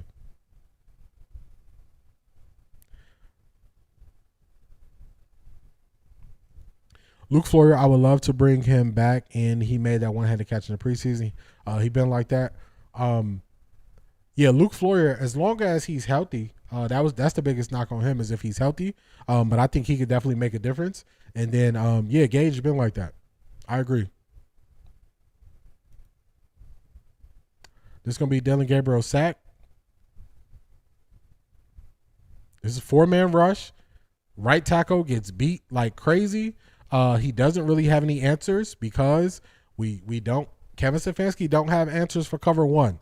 Cover one is kicking Kevin Stefanski's butt this year. He don't have the answers for it. So you see quick sack.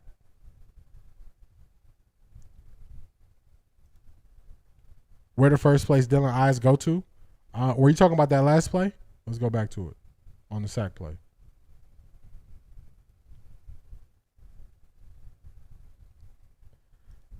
'89, I forgot his name. He showed flashes in the preseason. '89. Who was '89 in the preseason? I'm not sure. I can't remember who '89 was in the preseason. I got to think about it. Or if you know his name, somebody let me know his name in the chat. Let's see where Dillon. We're going to see it actually from the other angle better where his eyes go. It looked like he was looking at Harold Fanning first. But let's see from the other angle. All right, let's see where his eyes go post snap. They snap it. Tell him to get on the other side. He looks right to who was over there? That was Harold Fanning. He goes right to Harold Fanning.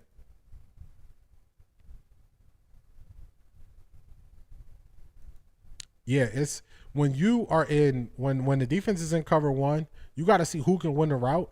And at this point, Harold Fanning, when he's doing really well, is more so he's schemed open. It's not he's just beating guys one-on-one like that because they're putting a nickel on him and he's not beating the nickel. So he would not be my first target I would look at. He definitely wouldn't be my first target. Caden Davis, I believe. You are correct. Yes, Caden Davis, he scored the 2 touchdowns in Carolina. Yes, Caden Davis, that's who it is.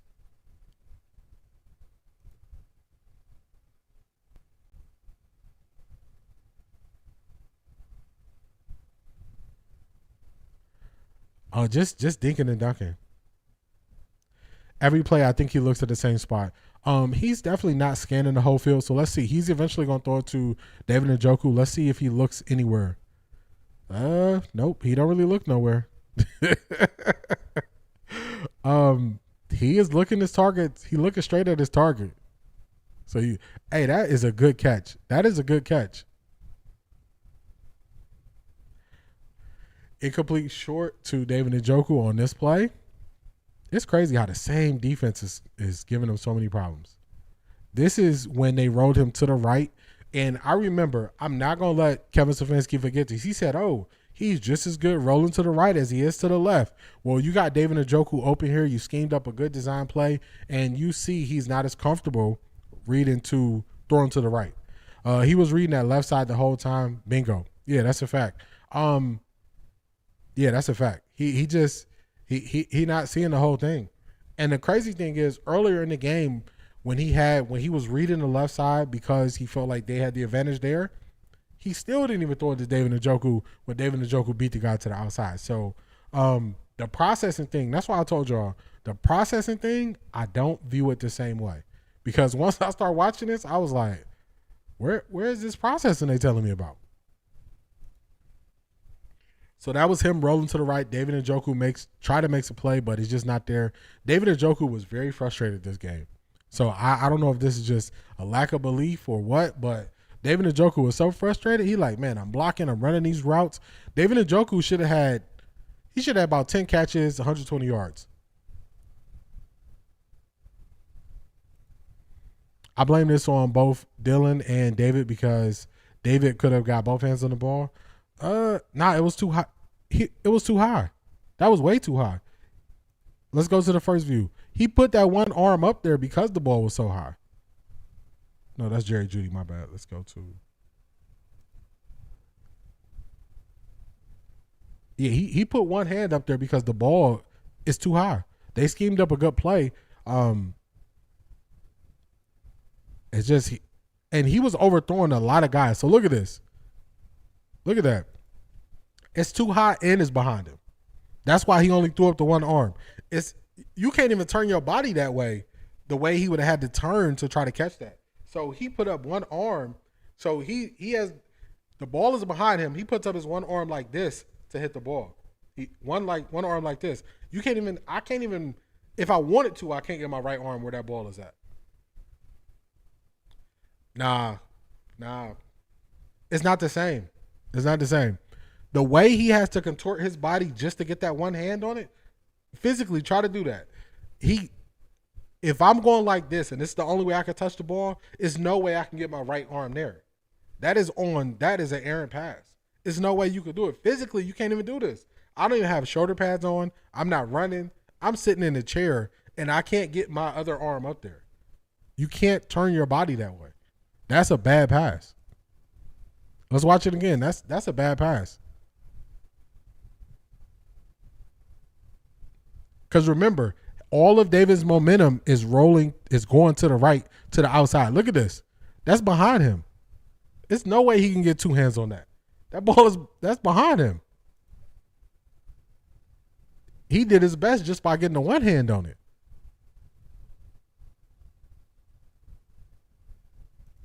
It's no excuse. Film shows he not NFL ready. Put on Shedeur tape. Sacks or not, he be playing to win. He's a difference maker. Dillon Gabriel's a cog in the wheel. Shedeur's a wheel. So let's look at it from this angle. Yeah, David Njoku does everything he can on this. This is, if you just want to put some blame on it and say he didn't catch it, look at that. That's behind him, everything. If you want to put some blame on both of them, this is 80% goes to Dillon Gabriel, and that's being generous. That's 80% to Dillon Gabriel, and we'll say because he didn't catch it and he got one hand on it, we'll put 20% to David Njoku, but that's not a good ball. It's other times where we probably could argue where David Njoku might have had a drop or something like that. That's not the time that we can really argue for.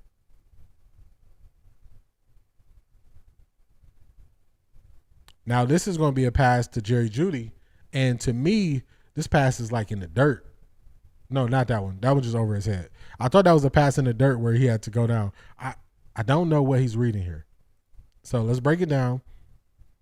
We're looking like this is cover 2 man. Let's see if it is cover 2 man or if they change. Safety comes down, goes to single high. That safety drops back. They go into a zone. They pass it off. He just didn't know where to go. He didn't know where to go with the ball. He just threw it to the outside. So he just like, look, I don't know where to go. He did that a lot with a lot of his incompletions. He didn't know where to go. He just sailed the ball outside. 9.6% is on Dillon Gabriel from that David Njoku play. Yeah, we just got to agree to disagree on that one, man. I just showed you physically I can't even turn my body to get that other hand up based on where the position of the ball was. This is a 3rd and 11 play. So let's go back to the beginning. Let's see what they do pre-snap.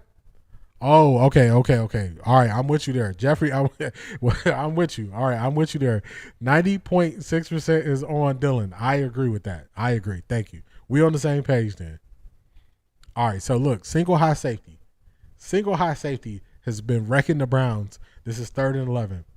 Eyes go to the same spot every time. Yeah, this is 3rd and 11. Let's see if he scans the whole field or what he does.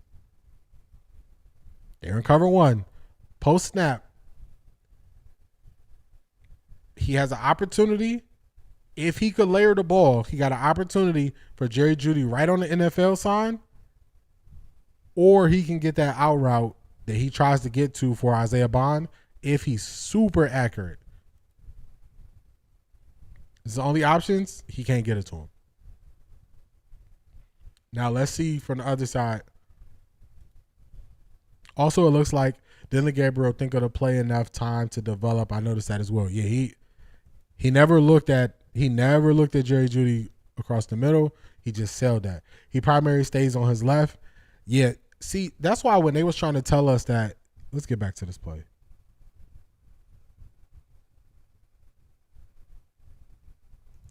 When they were trying to tell us that, remember, see, I don't forget this stuff that they tell us because they was trying to sell us on some stuff that just made no sense. They told us his height didn't show up and nothing they watched. That's not true. They also told us that he was super accurate. I'm not seeing the accuracy. They said his accuracy was on par with Shedeur. I'm not seeing that. Anytime he has to throw the ball more than 10 yards, is sailing. He can't get the throws into the spots he's trying to. So that's an accuracy issue. They also try to tell us rolling left and rolling right, he feels just as comfortable. He can make the throws. That might be in practice, or I don't know where they saw this at. But in game, we see going to his right is a struggle. Him reading the field to his right is a struggle.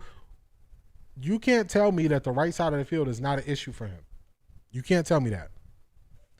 Dillon is throwing the ball out of bounds way too early when the receiver is about to win on the route. I agree. So it's times where the defense won the rep.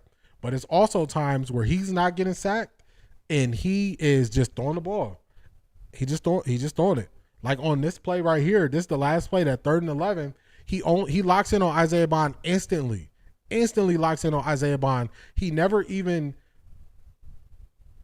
I agree. I was stating the stuff that they said before in the summer when they said rookie camp. Oh, both of these guys are accurate. I remember Kevin Stefanski was speaking on his accuracy, all those things. I remember. I didn't forget that stuff because I was like, I did not see the accuracy. Actually, on film, I saw Dillon Gabriel underthrowing guys who were wide open in college on deep routes, and I was like, it's no way they can compare their deep balls. Their deep balls aren't in the same stratosphere. Shedeur is way more accurate on deep balls. So I don't know how they were saying that.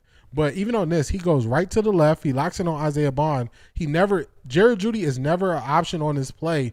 If he throws this with anticipation, Jerry Jeudy is right there at the NFL sign in the middle of the field. Jerry Jeudy runs right off the field like, dang, I won. You had time.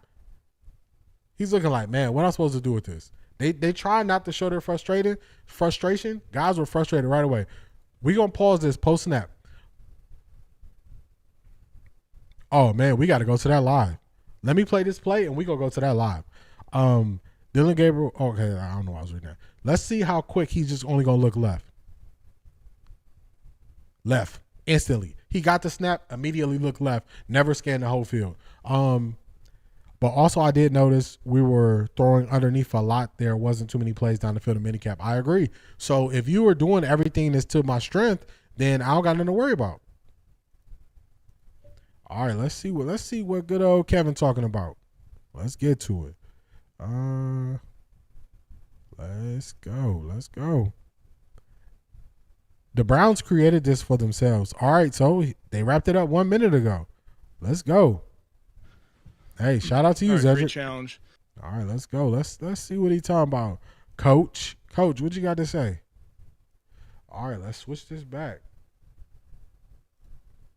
That's a film study. Y'all see the film study. After watching the film study, my grade definitely changed on Dillon Gabriel. He was not reading the field. He wasn't processing like they were trying to say, and he was giving up on plays way too early. I guess that's the street ball side of Shedeur, where he wouldn't give up on the play. He would let it play out and try to make something happen. Maybe that's the street ball in him. I don't know. But let's get to it. Let's see what Coach talking about. Hey, shout out to you for letting me know about that, Cedric. Let's get. He talked too slow for me. We're gonna put him at 1.5. I can't. He talked too slow for me, y'all. Let's go. What you got to say, Coach? On the road, and division opponent. Excited about these opportunities, these rivalry games when you're going against division opponents. Obviously, they're atop the division right now, playing really good football. I think they're +7 turnover margin, doing a nice job taking it away. They're playing very well on the offensive side, and they always play great on special teams. So really good players, coaches I have a ton of respect for. So it's division football, it's AFC North. We know what to expect. But with that, I'll take any questions. Excited if Shedeur is going to be your number 2 active quarterback for this weekend yet? Well, first I'd tell you is the Joe trade took us by surprise. That was not something that we saw coming. They called us, and it happened very fast and happened not too long ago. So still working through all roster type of things. I always have to be mindful of our players and our players' development, and I want to make sure that I'm always doing what's best for our players and of course our team. But with young players, I'm always thinking about last week making the change to Dillon, you have to think long and hard about that because these are young players that you're so invested in their development. So I'll let the week play out and make a decision later on that. Man, oh man.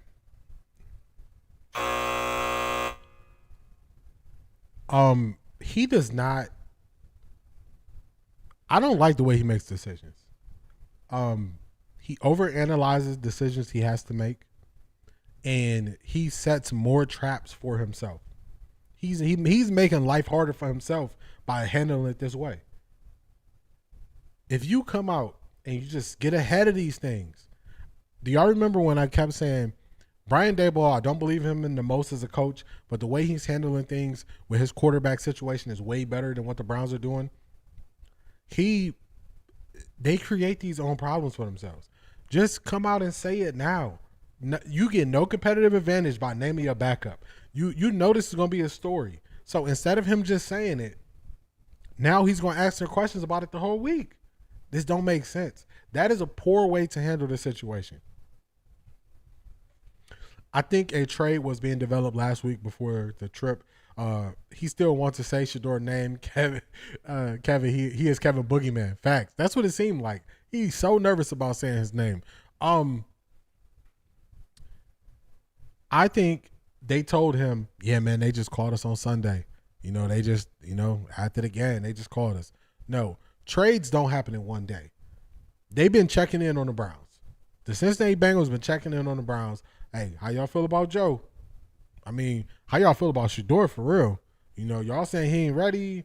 Y'all saying he ain't developed. How y'all feel about Shedeur? Oh, y'all like him? Okay. When did the narrative change coming from Cleveland Browns? The narrative change coming from the Cleveland Browns last week. I'm guessing, this is just speculation, they probably got calls about Shedeur. And they had to start putting out positive stuff like, nah, we like him. They had to. Switch up my lights, looking a little bit dim in here. Yeah, but the way he's handling these situations, he's setting it up, he's doing it to himself. This is his fault. He has to do it better. Show belief in your guy, even if you got to fake it publicly. Facts. The way that he handles press conferences are terrible. He sets himself up for stories to just linger. Instead of, my dad used to say, we're going to nip this in the bud right now. I know if y'all probably done heard this before. We're going to nip this in the bud right away. This not going to linger. We're not going to do this every day. Every week you're not going to ask me about who the backup is. He would just come out and say, it's no competitive advantage. The Pittsburgh Steelers are preparing for Dillon Gabriel. It's no competitive advantage to say Shedeur is the number 2 and Bailey Zappi is going to be our emergency quarterback. It's no competitive advantage to saying that. You can say that as early as possible, eliminate all the questions, eliminate all the drama. I think they've been asking about Shedeur, but they want more than they're willing to give up. I agree. I bet you that's who the Bengals called for, but they just ended up getting Joe Flacco. I agree. They was like, hey, y'all saying Shedeur not good. We might be able to do something with Shedeur. We could develop him too. And they didn't want to move off of him. Once Kevin fired and they asked Shedeur about Kevin, he will never acknowledge him. Yeah, it's going to be so we had a situation. So the Browns were on Hard Knocks, and when we drafted Baker Mayfield, number 1 overall, Hugh Jackson, for a Hard Knocks story, he brought Baker Mayfield into his office and told him, you won the backup job. That's what he did. It was off the show. It was off the camera. Baker was not having it. He was sitting there like, so you put this on camera that I won the backup? Fast forward. Eventually, the team implodes.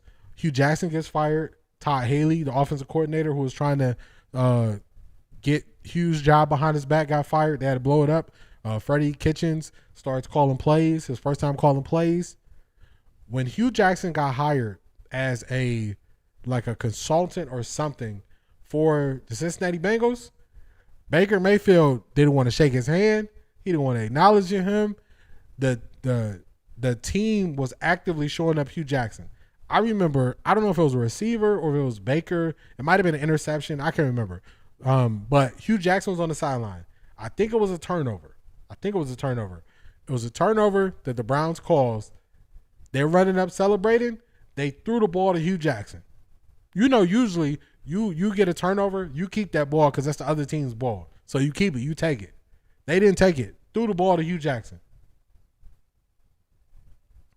That's how they would treat Kevin Stefanski if Kevin Stefanski's out of here. A lot of these guys will. They're going to be like, man, you thought you was helping us. You thought you was standing on the shield. You thought you was biting the bullets. But you was putting us in worse situations. You don't think Shedeur Sanders' family is like, man, what they talking about this you're not ready stuff. Now, they don't believe it, but his extended family or extended friends is like, what that mean? Is this something you doing? Everybody who questioned Shedeur 2 weeks ago, are they still questioning Shedeur that it was something he could be doing different? This is all situations that happen because of them. They create these bad situations.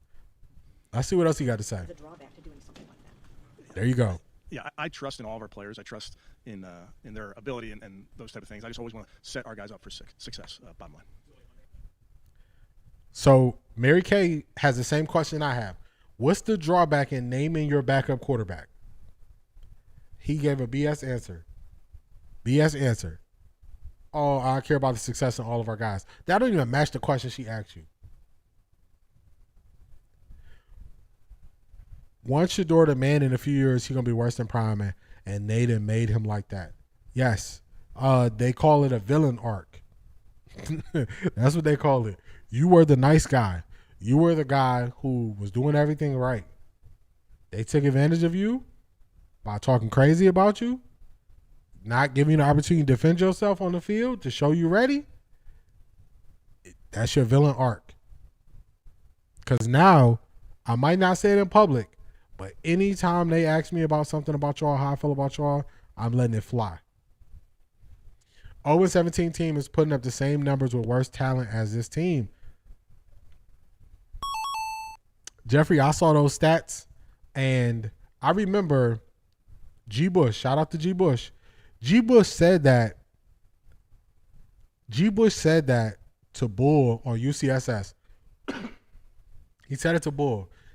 He said that team was scoring at the rate of this team. And Bull said, but you would take this team over that team based on talent. And G. Bush said, so doesn't that show you it's a problem? Doesn't that show you it's a problem with this team not being able to perform? Now they can't deny it. The stats are there. Hugh Jackson was getting more out of his offense or similar out of his offense on a team that was actively trying to tank than a team that's actively trying to win with better talent. You can't keep that coach. He does turn into AI every press conference.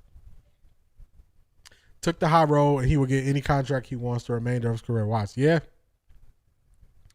they're going to be mad. Hey, it ain't fun when the rabbit got the gun. That's what it's going to be. Let's see what else he got to say.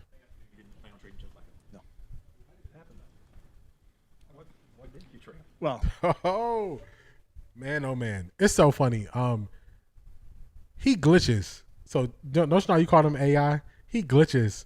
He glitches so much. He just glitched right there. Tony, I'm gonna get your message. Shout out to you.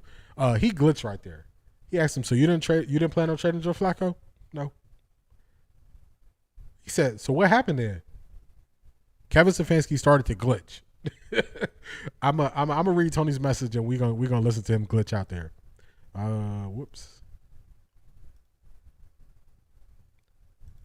This is embarrassing for the Browns. Wasted all those first team reps since OTAs, mini, and training camp, only to trade Joe and KP before a month into the season. That is a fact. That is a fact. Take the Giants coach press conference and Kevin's press conferences. They are identical. Not when talking about quarterbacks. So when Brian Daboll, because this is what I did. I thought I was tripping. Whenever I think I'm tripping, I go outside of the Browns to see if I'm crazy or if this is happening anywhere else. Brian Daboll, before training camp, said Russell Wilson is our starter. Before training camp, he said Russell Wilson is our starter. They put out their depth chart. It was no fanfare. He concrete.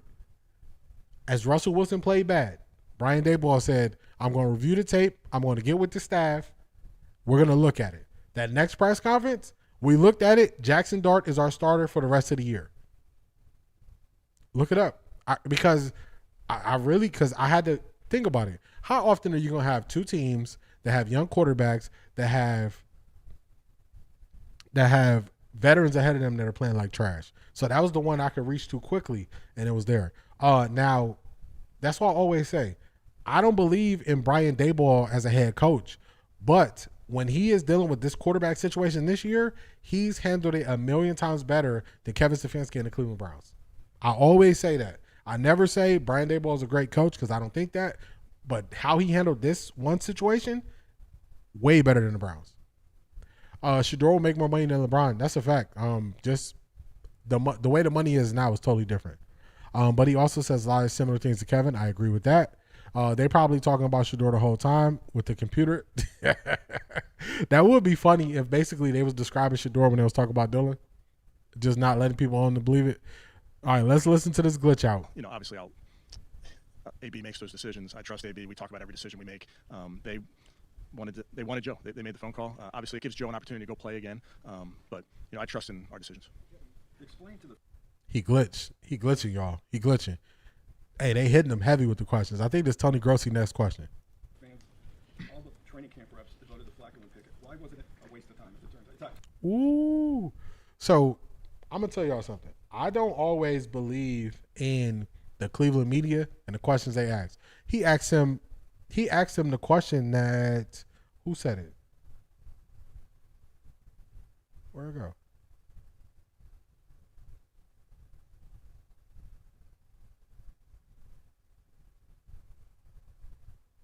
All right, there's too many messages. I can't, but he asked him, why wasn't it a waste of time to give all those training camp reps to Joe and Kenny and they're not here?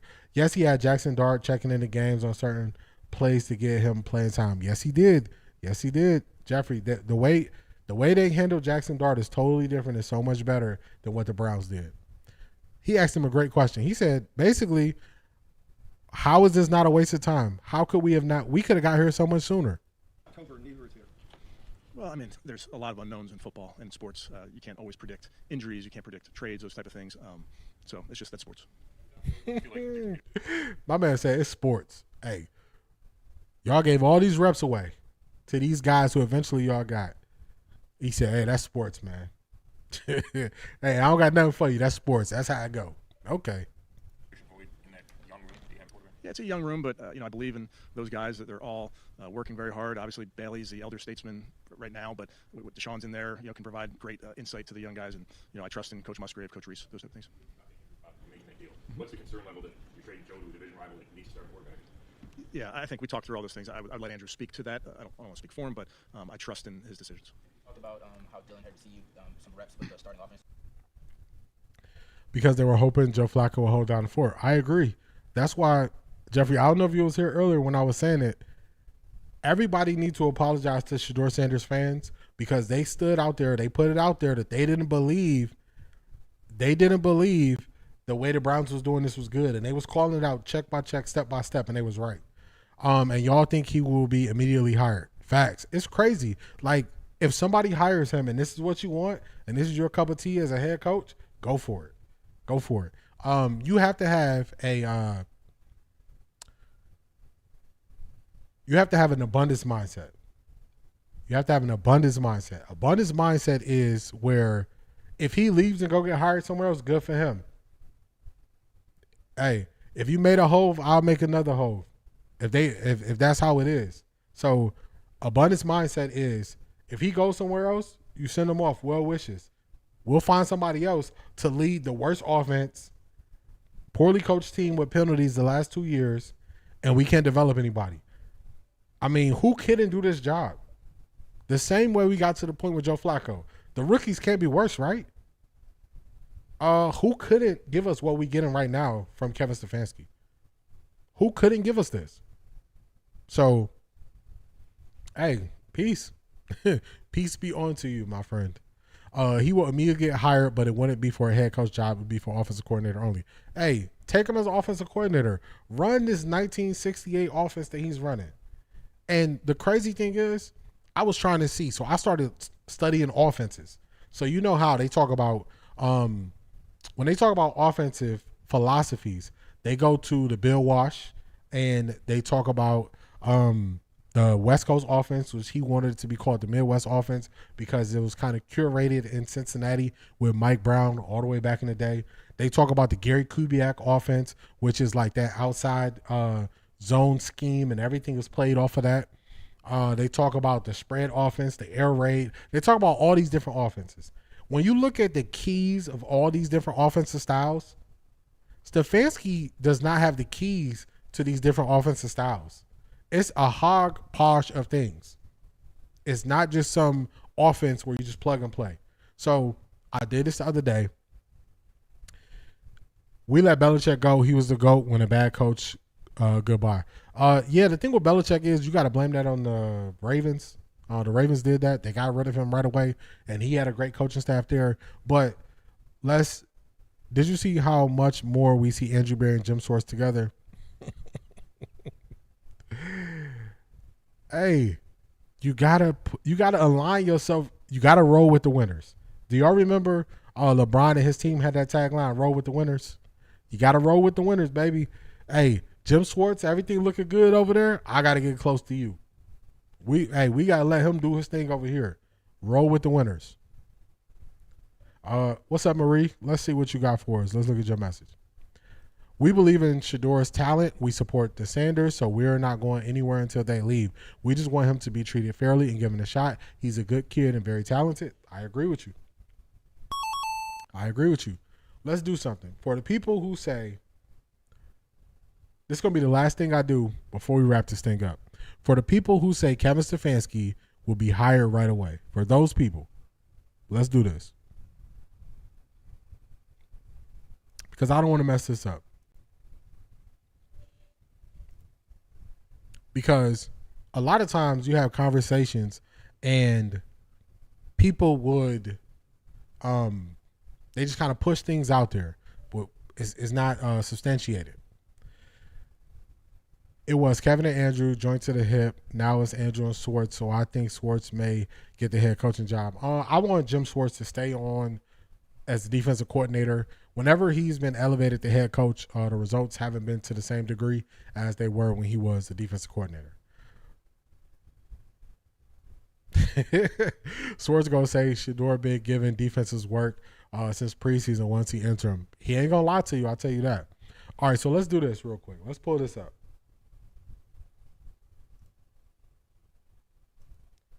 Let me swap out these tabs real quick.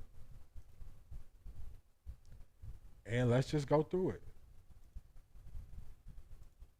Make sure I got the right tab up. Now, let's go through it. Let's start with the teams in the NFL. I think the Jets, Jaguars, maybe the Rays will hire Kevin, but I'm not worried about it. There you go. See, there we go. I like that because you know where we're going, Jeffrey. You know where we're going. We're going to go down the list. The Eagles, they got a new offensive coordinator and a head coach. They wouldn't hire him. Brian Daboll is there. He's rocky. I don't think the Giants will hire him. The Broncos, they wouldn't hire him. Aaron Glenn just got hired for the Jets. They wouldn't hire him. The Cardinals, potentially, because they head coach is on shaky ground. Gannon, especially after he hitting his players. The coach, they got Shane Steichen. They wouldn't hire him. The Chargers, they got John Harbaugh. They wouldn't hire him. Maybe the Dolphins, because they're going to get rid of Mike McDaniels. But if I'm looking for an offensive coordinator, do I want Kevin Stefanski, Mike McDaniels? Give me Mike McDaniels all day. The Patriots, they're not going to hire him. The Saints, they just hired Kellen, is his name Kellen Mond? Yeah, I think they just hired Kellen Mond. They wouldn't hire him. The Steelers, Mike Tomlin over Kevin Stefanski? No. The Cowboys, they just hired Schottenheimer. No. Canales for the Panthers? Maybe. Seahawks? No. Jaguars? No. Rams? No. Ravens? No. Titans? Maybe. But the Titans offense is running into the same problems as the Browns offense, so maybe they wouldn't. Raiders? Maybe. But the Raiders also, who did they just get at coach? Do you want, man, why am I forgetting his name right now? Kellen Moore. Okay, thank you for the Saints. Why am I forgetting his name, the coach? He was the Seattle coach. Why is his name slipping my mind? Y'all know who I'm talking about. Somebody put it in the chat. The coach of the Raiders. I don't think they're taking Kevin Stefanski over the Raiders coach. I can't think of his name. My bad. It's no diss. Bengals, maybe. Packers, no. 49ers, no. Bucks, no. Lions, no. Chiefs, no. Bills, no. Falcons, maybe. Pete Carroll, thank you. Yes, Pete Carroll, no, they wouldn't take him. Falcons, maybe. Bears, what it looks like, they got Ben Johnson, no. Commanders, no. Teams on bye week, the Vikings, no. Texans, maybe. Marvin Lewis, line one. Yeah, just go get all of them. Go get Marvin Lewis. Go get Hugh Jackson back. Just go get the whole game back together. So when you really look at it, when you really go through teams, Kevin Stefanski, he spoke so much. They speak highly about him in Cleveland. He would go be some of these teams run game coordinator, passing game coordinator, maybe offensive coordinator, if that. The head coaching jobs ain't out there like that. And if you want Kevin Stefanski, take him. Take him. So I don't see this high view of him. He's a Nepo baby. They respect his father, but Stefanski is trash. Yep, we highlighted that on the last show on Monday. We highlighted that Ed Stefanski got relationships with Stephen A. Smith. He is in the Phoenix Suns front office. Just got that job. Maybe the Vikings will bring him back because of the success he had there. They got Kevin O'Donnell. Kevin O'Donnell is leaps and bounds ahead of where Kevin Stefanski is right now. They saw that in the game where the two teams played. Kevin O'Donnell had his backup quarterback in Carson Wentz, which a lot of the NFL does believe in. He had 60% of his offensive line not there. They got Brian Flores, a D coordinator.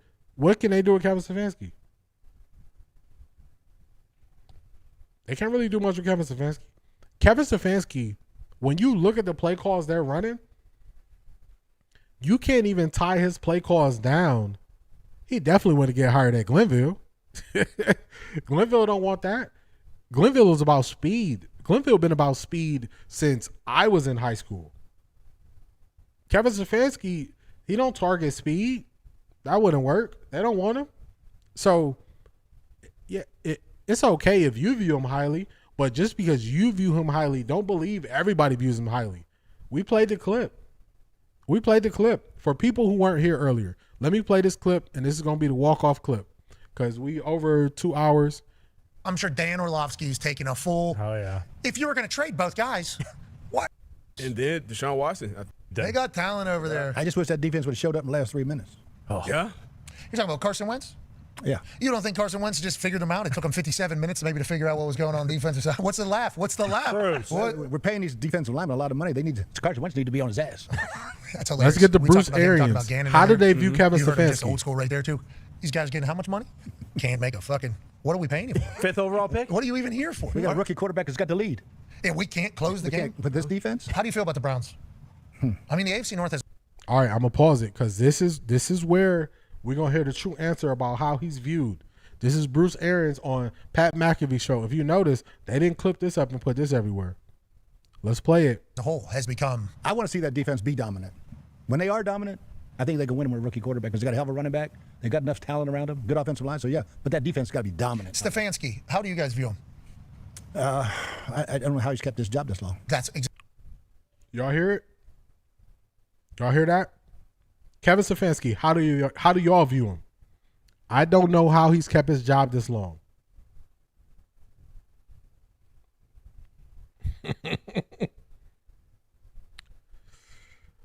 Which is weird because 2020, 2023, the offense was totally different. Heavy play action. So Kevin Stefanski has turned over a lot of things with the offense, and it's crazy. So even though Kevin Stefanski's the play caller, the Browns' offensive run game used to be managed by the offensive line coach and Stump Mitchell, and Stump would determine which running backs and how they would play timing-wise in the game, and basically the run game coordinator was our offensive line coach. That was Callahan, which Callahan is with his son, Brian Callahan is the head coach in Tennessee. He hired his dad to run his offensive line. So when it comes to running game, that's why the running game is so different. The running game hasn't been the same since Callahan left. The offensive line hasn't been disciplined since Callahan left. So you got to look at some of these pieces that were there. Also, go back to 2020. 2020 was a team that John Dorsey built. That was the team that John Dorsey built.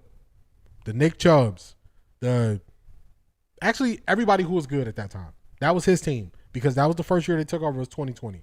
So the offense was totally different with Baker Mayfield, young Nick Chubb, entirely younger offensive line. Just think about what 6 years does to an offensive lineman. Wyatt Teller's not the same from 6 years ago. Joe Bitonio is not the same from 6 years ago. David Njoku he's better as a pass blocker, but 6 years is a lot of wear and tear on these guys. So if you look at all the top guys we had, I mean, 2020, didn't we still have OBJ? Didn't we still have Jarvis Landry? That was the team that Dorsey built. So if you got to go back 6 years to find out when everything was good, that was what Dorsey built. He's throwing a fit about losing Flacco. Zappy will be cut if he keep playing. They're gonna tie his hands and say, look, don't play these games with us. We'll just release a depth chart for you.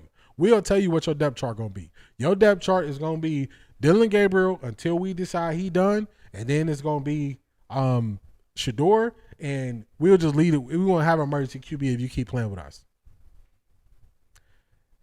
Why did Dorsey get fired in 2 years? He has 3 games over 20 points.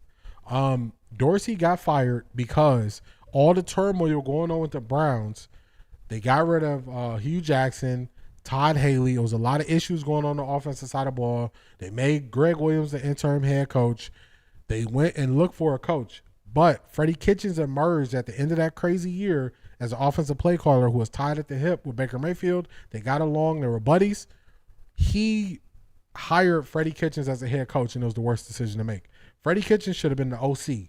Instead, they made him the head coach. He was in over his head. Raul, where you at? Tell him about how he had those Pittsburgh started T-shirts before they played Pittsburgh. So they got rid of him. He built a better team. He picked the wrong head coach. He got fired. Picking the wrong head coach got him fired. Not building a bad team. So they be dumping people. That's what they be doing. So when everybody that's viewing Kevin Stefanski so highly, other people don't view him this way. They're asking, how does he still have a job?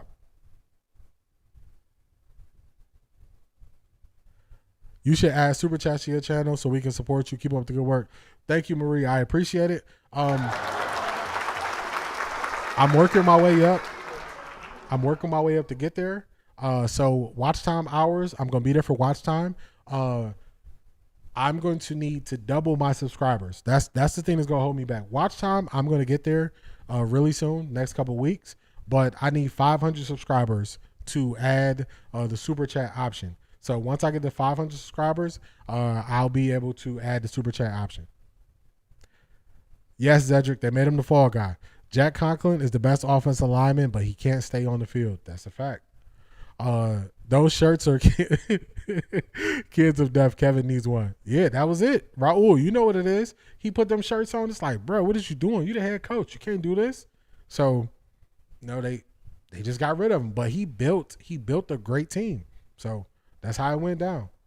This has been a great show. I appreciate all of y'all support. Actually, y'all not getting rid of me yet. I forgot something. So as late last night, as I'm breaking down film on Dillon Gabriel, I got to tell y'all this because I'm not going to get to talk to y'all again until game day. So I got to tell y'all something. So I was looking up like next gen stats and all this stuff. Let me get it on my screen before I let y'all go. I got more. This is going to be quick. So I'm looking up next gen stats, and y'all know how we did the film breakdown. We talked about what defense the Browns struggle with. We talked about the offensive line breaking down protection. I'm going through next gen stats, and I'm like, Aaron Rodgers is getting the ball out faster than anybody else. Aaron Rodgers getting the ball out faster than anybody else. He's getting the ball out in like 2.2 seconds. And I'm like, that's the problem. Our defensive line is not going to be able to do what they want to do. Aaron Rodgers attacks the slot 40% of his throws are attacking the slot. So that's the Browns' weakness. So he is going to be going at Miles Harden all game, which that's our weakest cornerback. So I'm reading this, man, you know, like when you feel like you kind of getting sick with what you're reading, I'm reading these stats about the offense and I'm like, okay, our defense is going to struggle. That's the first thing I'm thinking. I'm thinking our defense is going to struggle because they're going to scheme better. Then I started looking at what the Steelers defense does. These are the first two things I read. Man, let me tell y'all, I just stopped looking at stats and say it's going to be a rough day Sunday. It's going to be a rough day. So before I hit these, let me see. Freddie got to keep the Browns helmet crock when he got fired. They gave him something he could walk away with. So do the Ravens getting ready to blow it up because they traded for a safety, but they just signed one? Yeah, I don't know. The Ravens, they in desperation mode. It's getting late very early for a lot of teams. It's getting late early for a lot of teams, especially the AFC North. Now, this is the thing. So he's going to carve them up. Yes, and people are going to blame the defense, but they're not going to have enough time to get to him. I believe Myles Garrett's fastest sack last year was 2.5 seconds. Aaron Rodgers' average time to throw is 2.2 seconds. So they're not even going to have a time to get to him. So this is when I went to the defensive side. The Steelers, they blitz, and they send 6 or more defenders, 22% of dropbacks. That's the highest in the NFL. So our offensive line don't know who to block. That's why I showed y'all the play where David Njoku said, I got him, I got 98, and the left tackle's like, I got him, number 90, and he didn't block nobody. That's going to be a problem. Also, the Steelers line up in single high safety 67% of the time, and post snap, they use that coverage 71% of the time on dropbacks this season. That is the highest in the National Football League. They also move Jalen Ramsey around. They don't just keep him outside. They'll move him in the slot. So if you have a receiver to get hot, they'll just put Jalen Ramsey on him. It doesn't matter where he's lined up at. So I'm reading these stats. This was me, y'all.